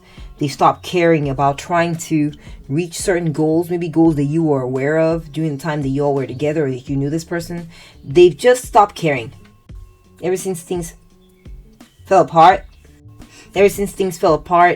or, this person's despicable, Part 3. I just feel like they're just so low quality. They're low quality. They just don't care. I mean, their energy is all over the place. Like, I just feel like they lack the things they need, and they're not striving to try to get the things they need. They don't care about the way they look. They're sloppy. They know they're a low-grade person. They like to pretend that they're good for a bit in order to get certain things in place, but then they go right back to being crappy, and they don't care to fix it or do better. Yikes. Oh my gosh. Okay. Next we have child neglect. Oh. So this person could be a parent and neglecting their children. Oh man, I feel sorry for that kid. Or just like lashing out at their kids in a very triggered and unhealthy way. They're treating their children in an unhealthy manner. I mean, I feel like this person's a bad parent to boot. Their kids are scared of them. They may hate their parents because maybe they weren't raised right. They had parents who didn't, maybe they have a poor background where, there's generational trauma and drama and curses and things. And they're still trying to live this down. And maybe they're so, like I said, they're kind of a low quality person. They're just faithfully transmitting these negative energies onto the next generation they're not even trying to break no generational curses. They're not trying to break the trend and bring something good and positive in. They are just basic. I don't feel like they don't have faith in anything higher. They're fine with breaking the commandments, the 10 commandments. They're fine with breaking, spiritual karmic law. They're fine with ignoring all these deeper perspectives or higher deeper laws or higher perspectives. They're like, whatever, if they have a child, they're like, yeah, exactly, I'm going to be abusive towards you. That's what I had to deal with. This person could be your parent. It's possible this could be a parent that you had a falling out with, that just their morals are low, or they weren't there for you. They were traumatic, and they didn't, what they said didn't hold water. Man, I'm sorry about that, Pile 3. They continue to be this way. Nothing's changed, Same drama, different day, or whatever. It just continues. We got gold digger. Okay, so they are broke, and they are seeking situations that add to them financially. This is how they move. This is how they live. They're not And I'm not talking about, oh, go to school, learn some skill or trade, build up your self-esteem, get a good job, start saving money, and be a fine, upstanding member of society. Not like that. They're looking to attach themselves to people. They want it the easy way. They're lazy. Remember, I said that they're not. This is not a high standing, high moral, high character type of person at all. Pile 3. Okay, this is the dirt on your enemy, is that they are just simply looking to take advantage of people or situations where they can get an easy ride or get an easy situation. Maybe from you, it's possible. They're trying to attach themselves to people. They are very strategic. They make calculated decisions on, attaching themselves to people who maybe not super wealthy people. I'm sure if they could attach themselves to super wealthy people and use them, they would. But in case they can't, it's all about just finding whoever has more money than they do, or whoever has less responsibilities than they do. So therefore, there's some money sitting around that they can tap into, they can use. They are driven by this kind of thinking, okay, where they can take advantage financially. Okay, that's the dirt on your enemy. We got fear of success, visibility, pressure, fear of expansion. I kind of picked up on the fact, we talked about them ignoring their goals, not pursuing anything, being dashed this way and that, not really being forthright and pursuing their goals, working hard to get what it is that they want in life and make themselves into a certain type of person and have a certain, they don't have that inner gumption. They don't have that inner fortitude. Partly because I think the psychological issue behind it is that they're like, well, if I do focus, if I do succeed, then what comes after it? Do I gotta be always behaving, always be good? If I gotta always be good, that's a lot of work on me to always be getting this success. So they're lazy. Also, they don't want to feel the pressure of, say, for instance, they go to school and they go to nursing school and then they graduate and become a nurse. Well, now they got to be a good nurse, and now they got to follow certain rules, and now they got to renew their license every year, and now they got to show up at work at a certain time. They got, the pressure to perform. They don't want a high pressure life, but they would like some money though. They like their pockets to be filled. But they don't want to expand themselves too much. They're concerned about about having to be this sort of high caliber type of person. They don't want that. Okay, they don't want that life. Yikes. Okay, so here, oh my, more childhood stuff. You see, where do we see childhood at? Child neglect. Now we're getting childhood wounds. Oh my gosh. Bullying, abuse, physical abuse, toxic parents, abandonment. Wow. So, pile 3.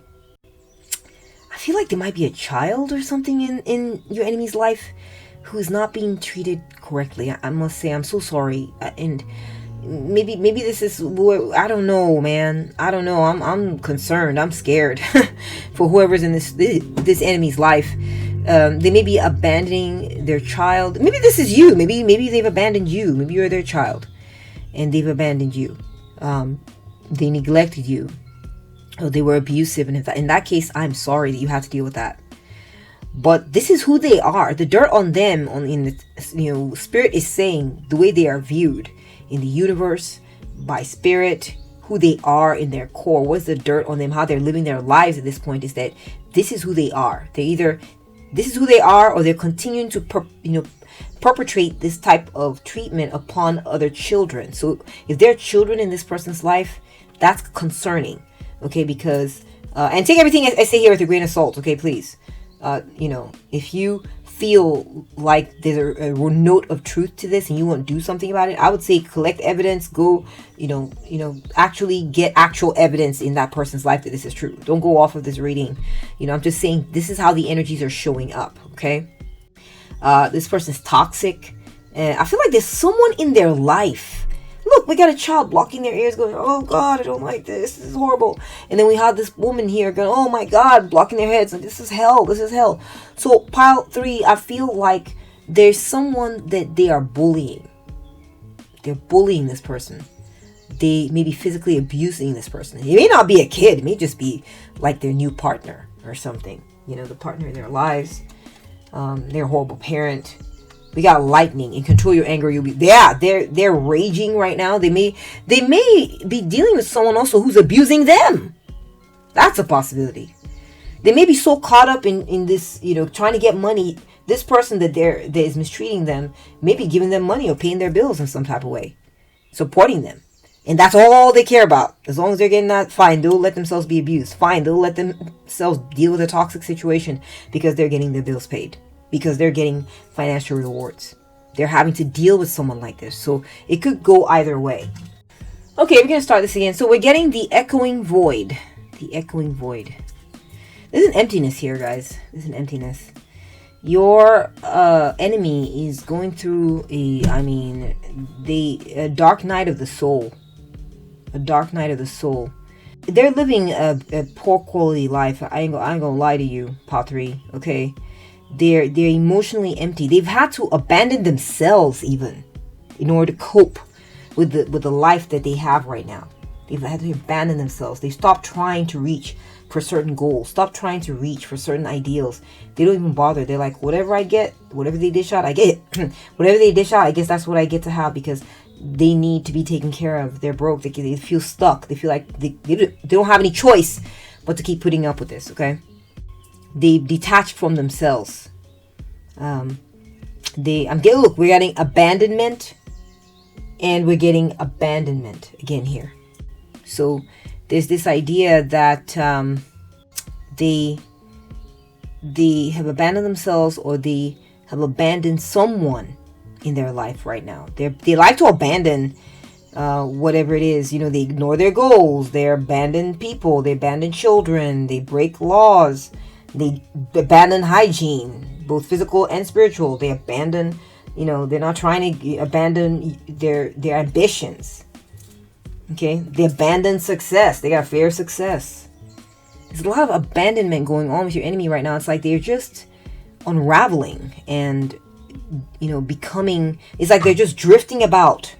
They're just drifting about, and they don't have a firm purchase on any one goal or any one thing that they're looking to sort of hang on to. They're not hanging on to anything. The only thing they're hanging on to is, I'm just going to accept what life is giving me, the status quo. I don't want to push for any more.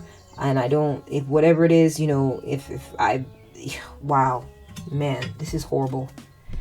We got betrayed, violated by intentional actions. Your enemy's been betrayed. They have been betrayed by someone who is intentionally betraying them. It could be this person who's taking care of them, but is also neglecting them. I don't know why I keep getting like S&M vibes. Like, how you ever see those shows where they have like a dominatrix or something, and then they have someone living in their house who's like a servant, quote unquote a servant, or like a slave who willingly puts themselves there, and they have like a chain around their neck, and they're treated like crap. They're stepped on or whatever, and they got to clean the house, and just the very, very bottom. They're bottom. Pottery. Your enemy is a bottom. They've accepted abuse in their life. They don't think they're worthy of more. Man, this is horrible. And then also the person who's in charge of them or whatever, right, in charge of them, betrays them. It's not even like, doesn't even value them, because in some of those scenarios, like those S&M, the person that's the dom actually values their sub in the fact that, hey, you know what, I get to treat you however I like, but I need this. I need this from you. I need this relationship. I value being like, I feel like this person, their dom does not give a rat's ass about whether they come or go. It's true powerlessness. Okay, we have plain victim. Acting as if the world owes you something. This person has fallen to a state. Your enemy has fallen to a state of helplessness. Despondency. They've lost hope. They've just accepted that life is shitty or whatever, quote unquote. It's not shitty for me. It's not shitty for you. It's all about your perspective. Okay, but I'm just tapping into this person's energy now. This is the dirt on them. Okay, I feel like if they got pregnant or something, or they made someone pregnant, it's like it's somebody else's fault. It's not their fault. or something. This could be your energy. This may be how they're viewing you. Maybe they feel, maybe this is a parent figure.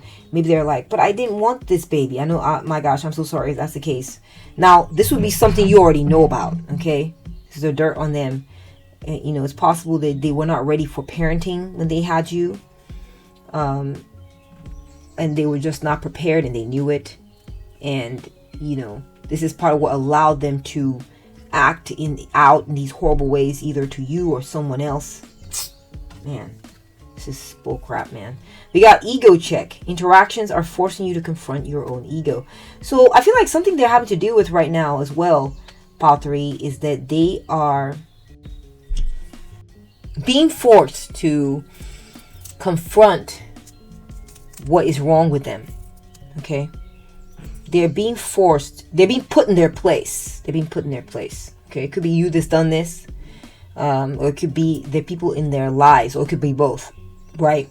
Who are like, but you're not important though. But I don't care if you come or go though. I don't care if you're alive or if you're dead though. Oh my God. I don't gotta treat you right though. This is a karmic consequence that they're currently undergoing. Your enemy. Okay? This is a karmic consequence that they are currently undergoing from, not caring about whether they, not being maternal, not being nurturing, choosing to not care, choosing to be bossy, choosing to not care about certain morals or having certain values in your life. There's a cost to that. There's a cost. Your enemy might be thinking, yeah, I don't want to care about those things. That way I don't have responsibility. Well, there's going to be consequence then. Okay? You don't want responsibility? Fine. But there will be consequence from having this sort of laissez-faire, don't care what happens, whatever. They'll feel it. And they're suffering in so many ways. And that's what I'm seeing in the cards as far as the dirt on your hater, Pile 3. Hope this resonated. If it did, please give it a thumbs up and help me hype this video and get it out there. Let others connect with it as well so we can grow our soul tribe on this channel. We can connect in the comment section. Leave me a comment down below. I'd love to hear from you. Take very good care of yourself, okay? And I'll catch up with you at the next one. Bye!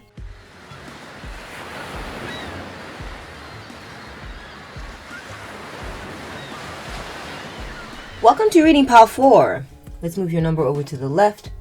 We're going to be looking today into what is the dirt on your enemy. What is the gossip on your enemy? You ended up with the horned starfish. You ended up with the Leo, Capricorn, and Sagittarius zodiac signs. Okay, so let's go ahead and do a vibe check on your situation, on your question. So I feel like your enemy, Pile 4, is undergoing something very disgusting right now. I don't know how else to put it. It's something stomach churning, something nauseating. Could be that they're dealing with a situation in life that has them feeling disgusted. Maybe there's sewage burst in their house, or this is just the dirt on what's going on with them right now, and what's the gossip on their lives. I feel like they may be caught up in a relationship with someone that they feel gross about in a sexual way, and they just kind of lay there and don't want to participate. I don't know what it is. I just feel like they're letting themselves be subjected to something, or they're having to deal with something that they think is gross in a very personal and close kind of way, and they can't help it. They can't help having to surrender themselves to whatever this is. Think of an auntie or someone like maybe a distant relative that shows up that has horrible breath, or I don't know what it is, but I just feel like this person, they're having to deal with something or someone up close and personal that they don't like, or that they find to be personally very nauseating or disgusting. And they're having to take sort of like a passive and reluctant role in, okay?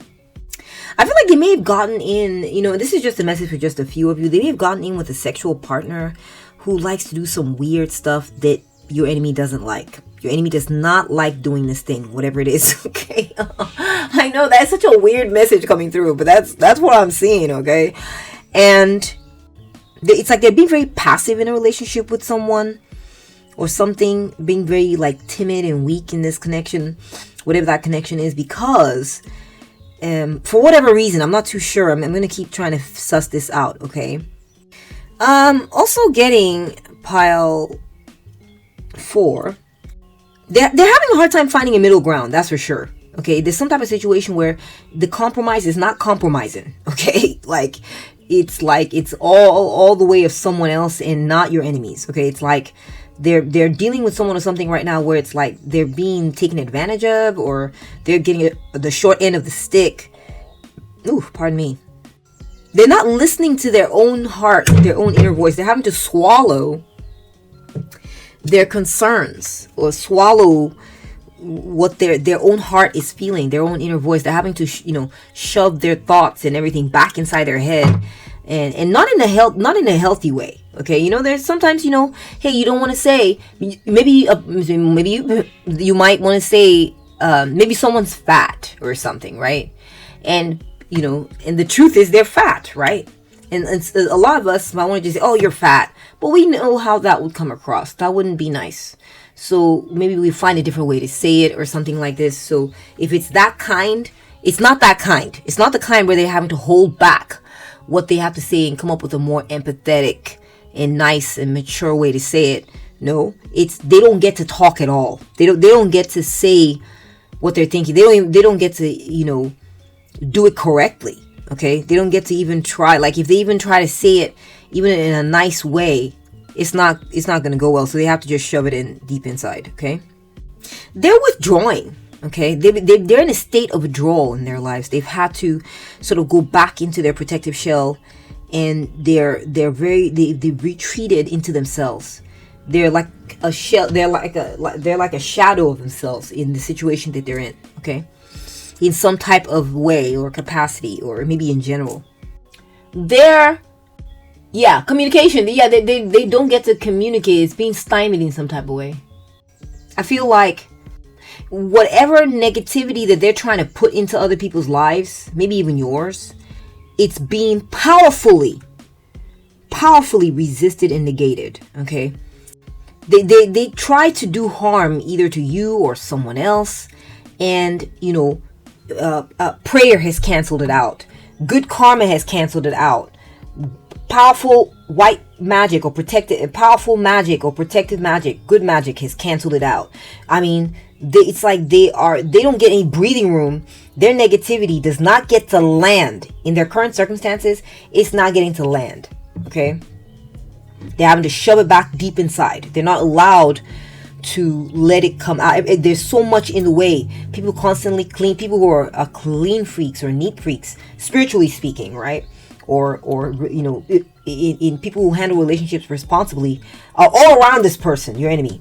And whenever they try their toxic nonsense, it's being quickly cleaned up and set aside. The light of the Lord, like universal goodness, is shining all over the place, and their darkness is being pushed off into the most furthest darkest corners and recesses of the space that they occupy. They're being suppressed. Okay, they're being suppressed. They find this really hard to deal with. I'm gonna tell you right now. They really want to say, "You're fat." I'm just going back to that example. They really want to be able to say, well, say nasty things to hurt people, but they can't. And when they do, there's an arsenal ready to shut this person up, or clean up their mess, or call them out, or put like evil eye on them, or I don't know what it is. Okay, I don't know. They're just being besieged. Your enemy is being besieged with goodness, spiritual power, good karma from other people's good karma around them. None of their nastiness gets to land. Part 4, none of it, and they're having to sort of stomach it, and it makes them feel sick. Sometimes is what I was picking up on. They're feeling disgusted. Like they're having to do something they find to be disgusting, which is be good, be kind, be nice, don't say mean things. I mean, that is so sad. I just got to the bottom of it. That's what it was. All right, let's go ahead and take a look at your first tarot card. Jesus. So this person is pretty boring. They're kind of on the boring side, kind of conservative. They're consistent though. They're consistent, and in some ways they're very dedicated to something. Might not be the best things, but they're dedicated. Kind of a routine person, kind of boring, but they're also very stubborn, right? When it comes time to do what is right or change their ways in a way that would be good for themselves and others, they have a hard time doing this. Okay, they kind of get set in their ways. They're very lazy, though they're hardworking. They're lazy when it comes to switching things up and moving things in a different direction, possibly a better direction. Right? We got the Five of Cups. This person's very depressed. You may or may not know it, but this person's very. John. That's pretty cool. I feel like this person, they've been let down. They may have been let down by. There were some things they wanted to see happen. This enemy of yours, but they didn't get to have their way. This person may walk around acting really depressed all the time. They may be the type of person to be very pessimistic. They got a very pessimistic point of view. They don't look at what's great. They usually just mope about what's gone wrong. Okay? This person may have disappointed you because of their conservative ways. All right? They're stuck on what it is, and it's like you feel a sense of loss because this person is like, you realize that you're just stuck in their ways and they're not going to be changing. Okay? I feel like this person, they're someone you've known for a long time. You may have known them since childhood, or known them since you were a young adult, or been with them a while, grew up with them possibly. Could be a sibling, could be a child, could be a young person. Wow. Maybe someone young like you. Maybe you're young, also Pile 4, and this is just one of your friends or a sibling that's grew up in the same generation as you. Or it could be just someone you've known for a really long time. That kind of thing. They used to be nice. I feel like you used to have a good relationship with this person in the past. Okay, that's very possible. We have the Ace of Wands. It could be that this person, this enemy of yours, they deal with children. That's part of how you will know them. They may be the kind of person who take care of children. Maybe they took care of your children. Maybe they were a babysitter. Maybe they were a nanny, or someone who helped you watch your kids at one point or another, or watched you or babysat you when you were young. I mean, there's a lot of ways to see that. Or they may just be a person who works with children. They could be a kindergarten teacher or something like this, okay? This person, they hurt you by showing a lack of energy towards you at a certain point. They stopped trying when it came to you. They stopped taking initiative when it came to you, okay? We have the Eight of Swords. And it made you feel insecure. It made you feel like, why have they stopped trying with me? Okay? It made you feel like powerless, or it made you feel afraid. Like, what happened? What did I do? Made you start encircling yourself in thoughts of, insecurity, worry. It made you feel unsure. And maybe it made you feel unsure because you realized they made you think that they had outgrown you, or that that they found some other better calling and had gone on their way and left you behind. Maybe you felt abandoned by them. It's possible. Or you felt like they didn't want to do something with you anymore. They stopped doing something with you. Okay. Maybe you made you feel insecure, like they had woken up and found something better and moved on from you, and it hurt you deeply. Okay, maybe the way they went about detaching themselves from you, or they stopped talking to you, was graceless on their side. Maybe they could have spent more time, maybe creating some closure for you. Maybe they could have said, hey, I know I've known you a long time and all this stuff, but I wish I kind of would like to try moving on to other things and go do other things. Okay, here's what I want to do. If you want to come along, but this is what I want to do. Or, hey, here's what I want to go do. I want to go do this, go do that. And if you want to come along with me, I'm going to need you to change this, or this. And so if that's not okay with you, stay out of it. But they just kind of up and left. They didn't really try to tell you what it was or something. I don't know. Let me see. They made you feel self-doubt. It made you feel self-doubt. It made you feel like, did I pick the right person to, invest my energies in? Did I pick the right person to be loyal to spend all this time with and build this relationship up with? What have I done here, And feeling like, they also put you in a state of ignorance. They didn't inform you about something. They kept you in the dark about something. They did.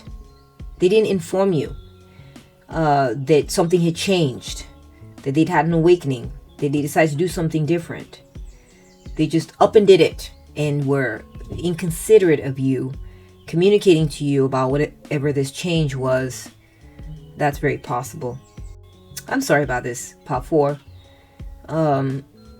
It just feels like it felt like you could depend on this person, but then they started either getting stubborn or becoming undependable. They switched up on you. It's possible they switched up on you. That's what I'm getting. Okay, let's go ahead and take a look at the and I think the part that hurts the most about this is maybe they didn't inform you. They were not considerate of the fact that you were invested in them. It's like they didn't even notice. They were just like, oh yeah, there's Pop 4.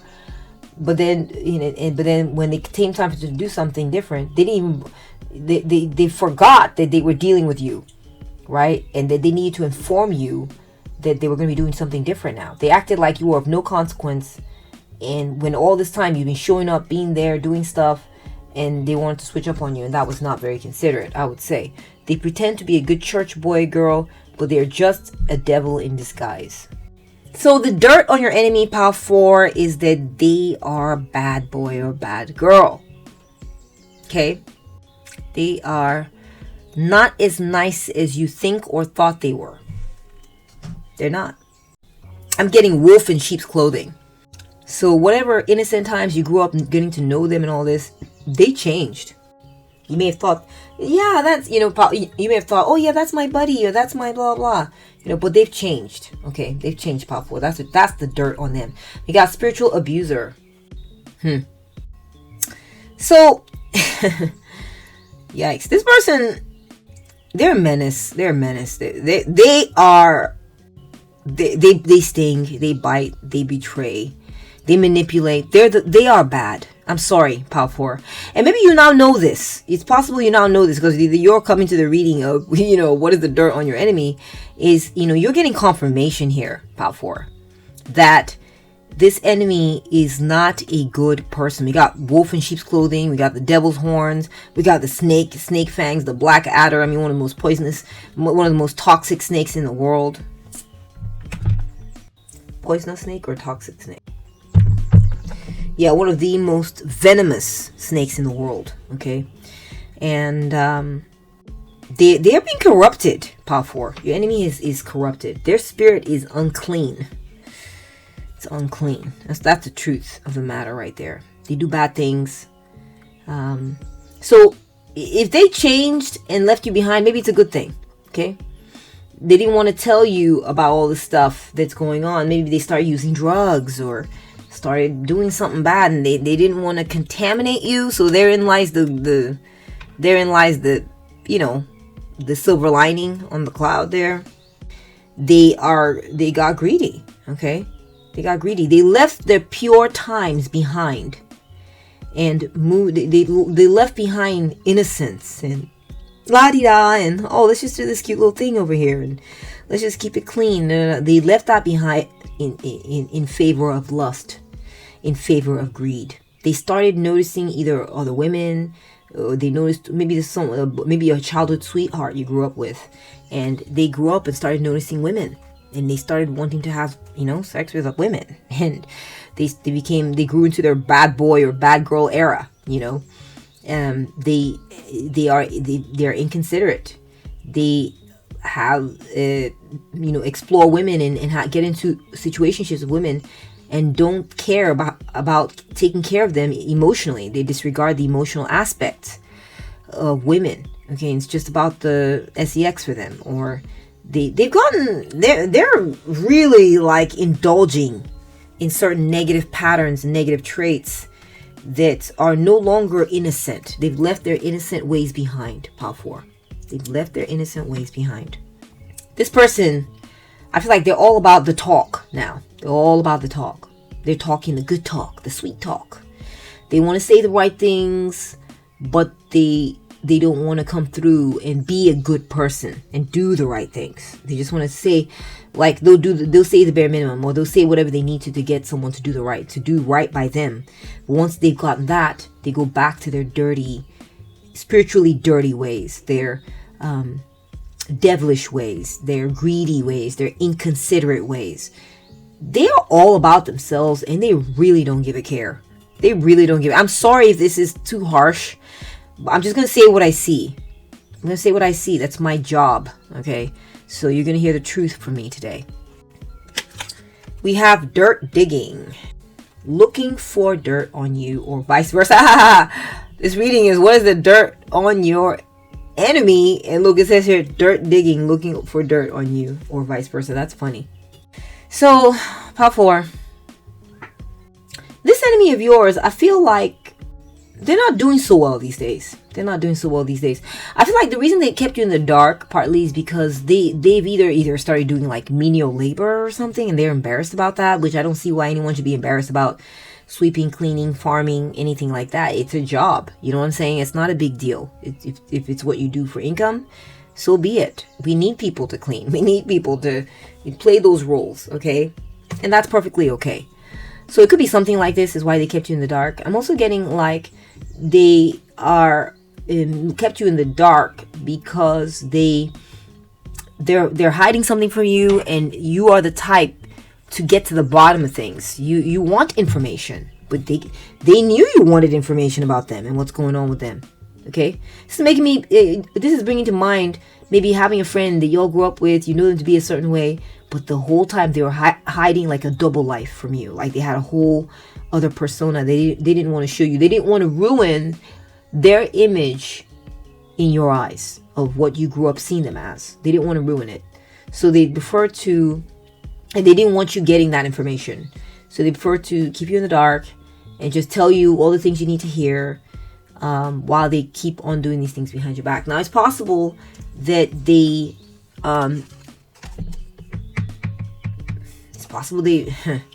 just take it with a grain of salt. It's just for a few of you. They may have sexually abused you. Is that possible?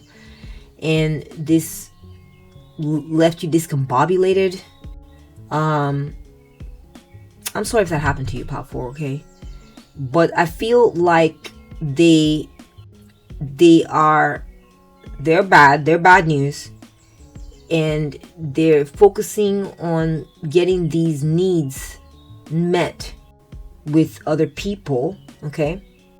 They just say what they need to say to other people to get what they need. And perhaps they are not, they're not living a flashy life, Pal 4. I feel like this person, they're not living a flashy life or doing very well. They're not thriving. They're not thriving. They're like bottom of the barrel. They do like, oh my gosh. I mean, it's like they can barely get by, or they may be poor financially. That's possible.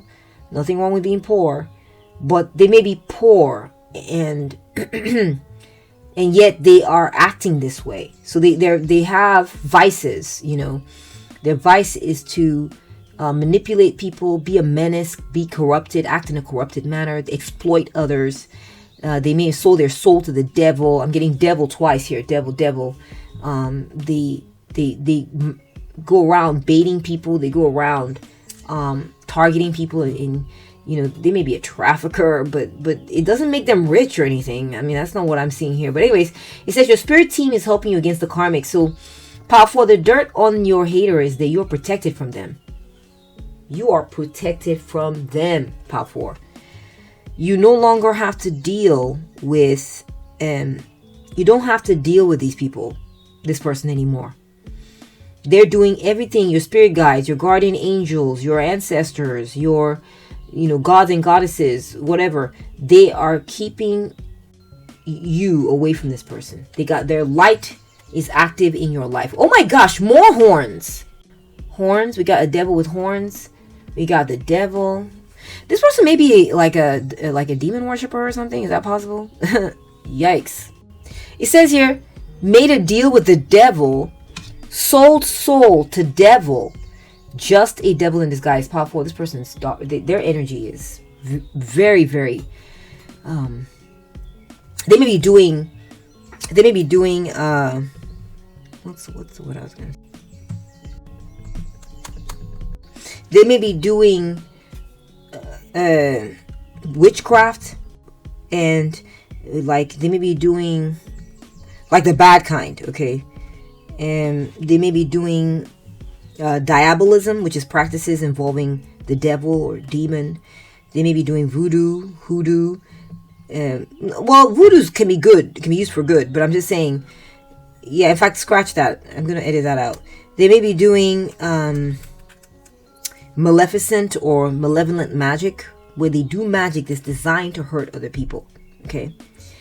And give them power over others so they can control others in a way that hurts the other person. Doesn't, you know what I'm saying? Like, this person may literally be a demon worshiper.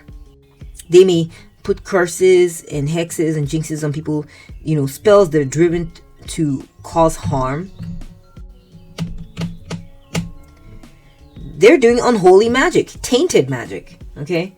So this is who they are, so be very careful with this person, okay? Be very careful, keep your distance for sure.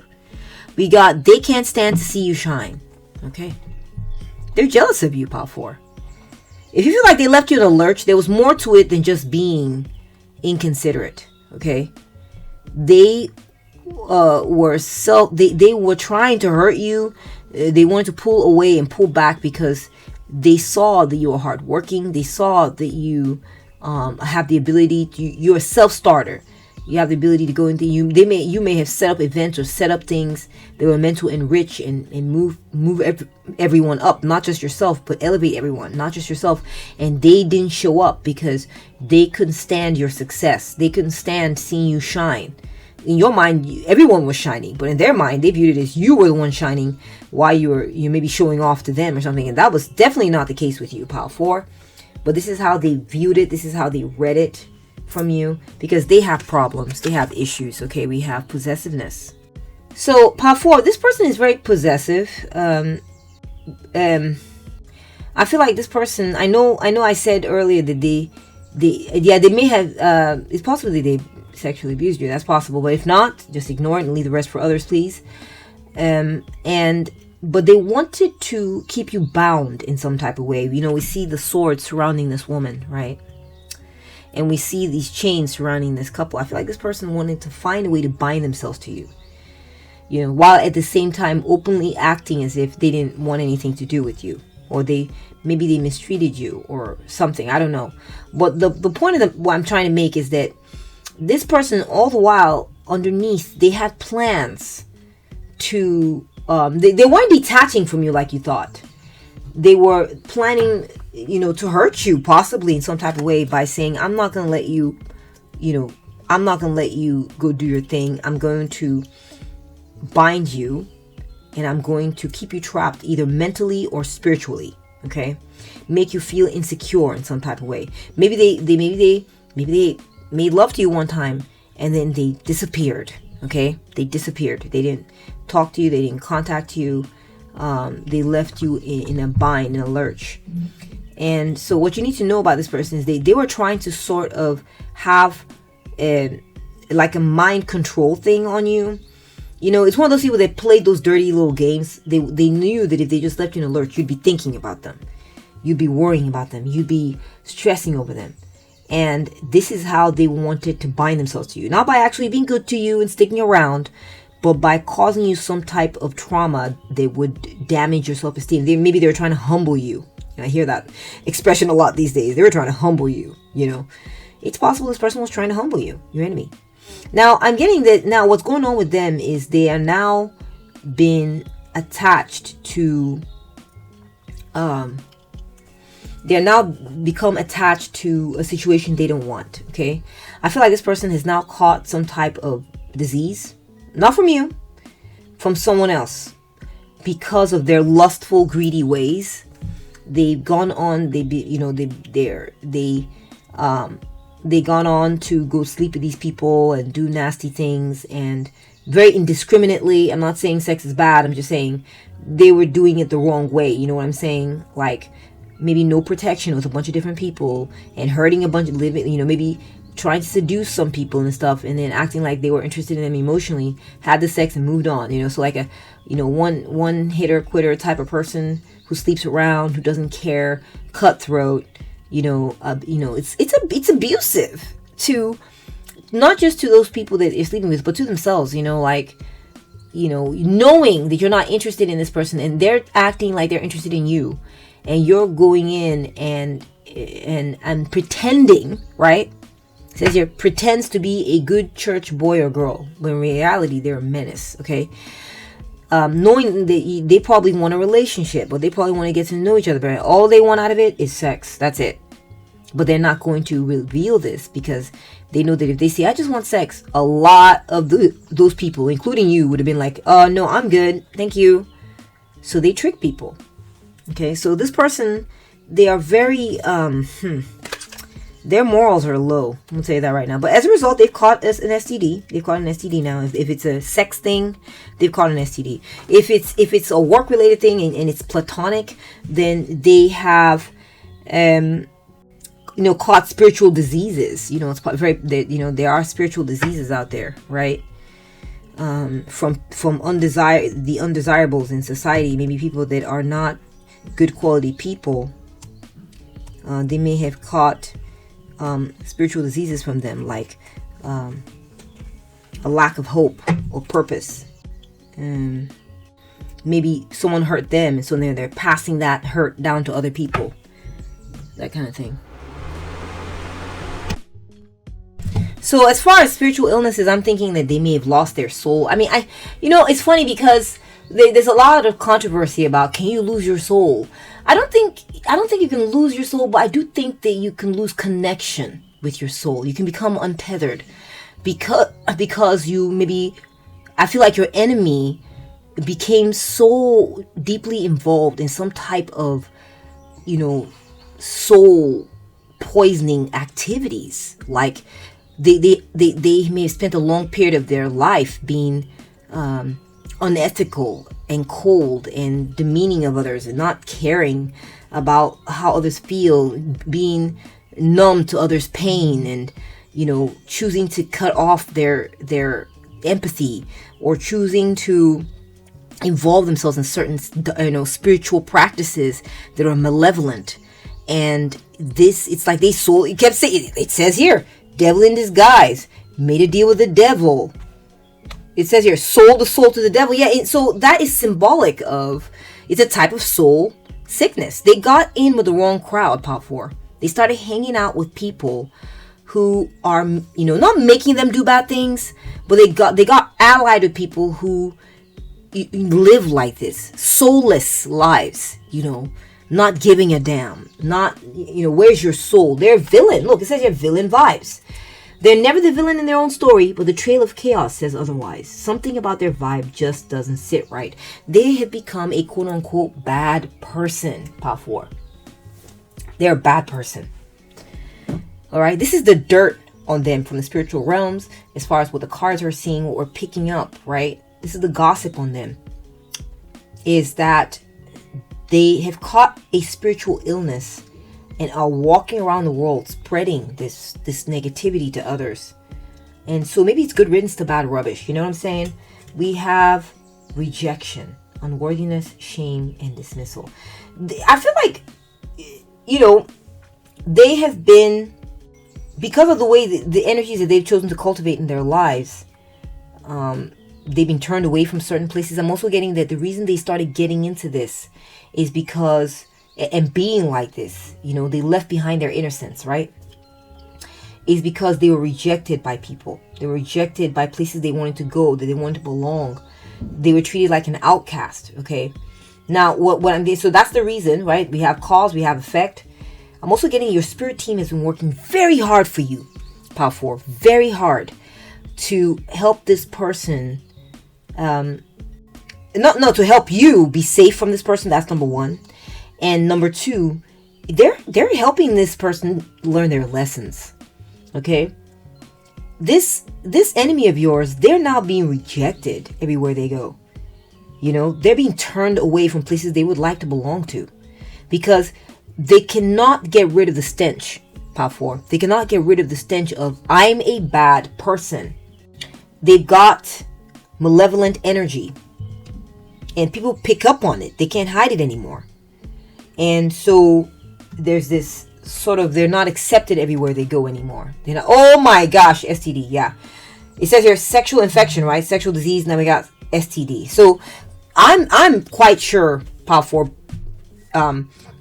the energy in this reading, what I'm seeing here, is that this person, they may have left you behind to go lead an immoral life, okay?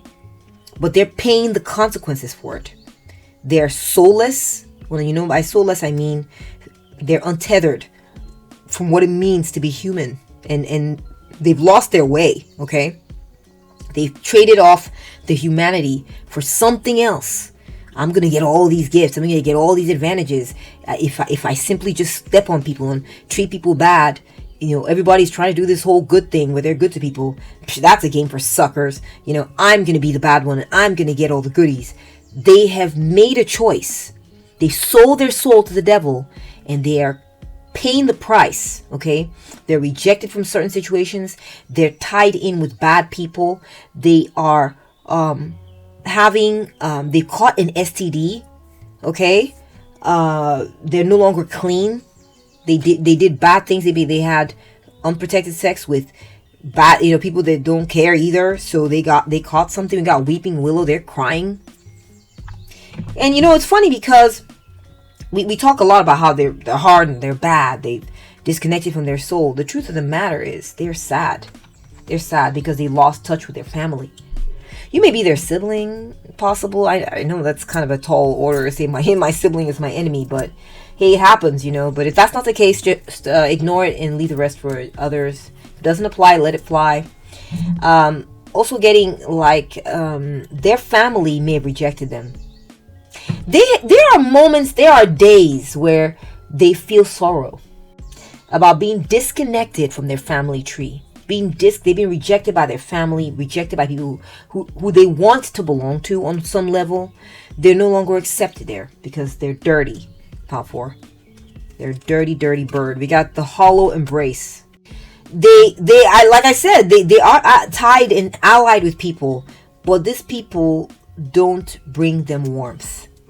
These people don't make them feel loved.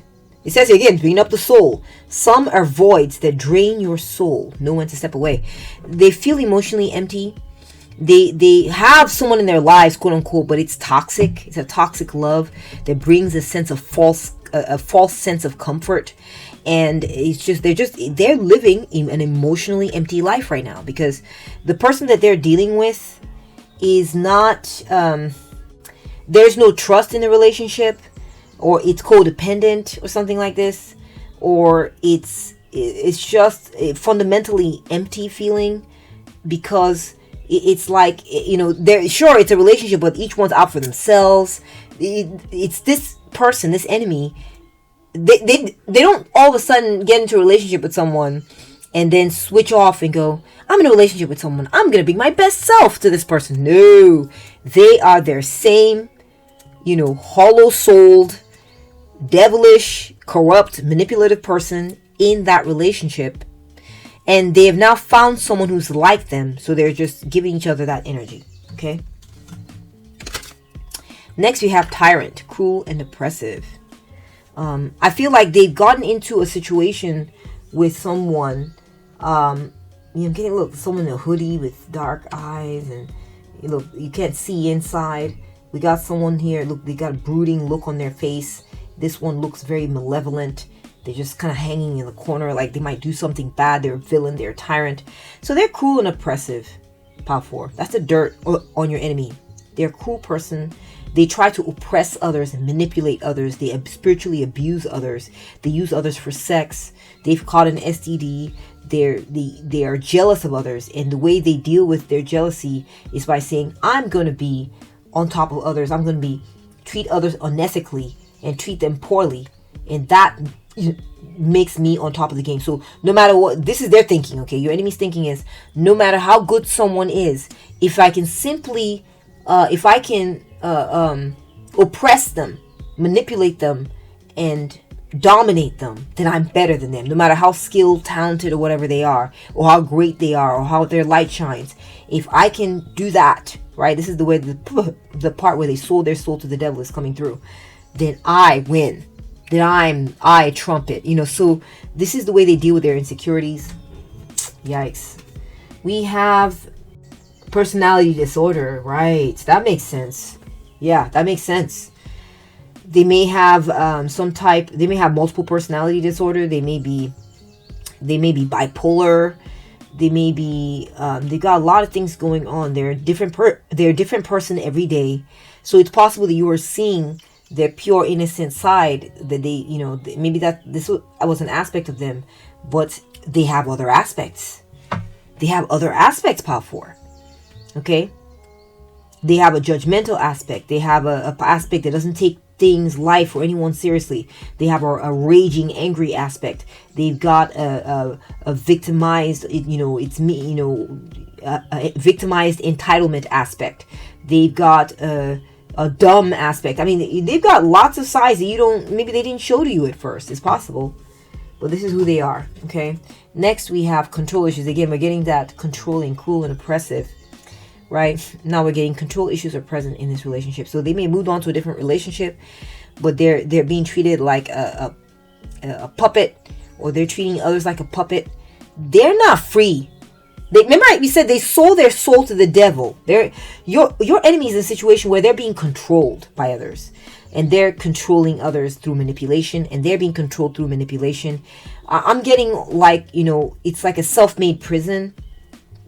They've chosen a certain type of lifestyle for themselves, and therein they lie stuck, okay, with these fake, hollow relationships and nasty behaviors, all right, that's leading to certain real, very real consequences for their soul, their health, their bodies, their, you know, they are leading a very unhealthy life, Power 4. This is a low point in their karmic cycle.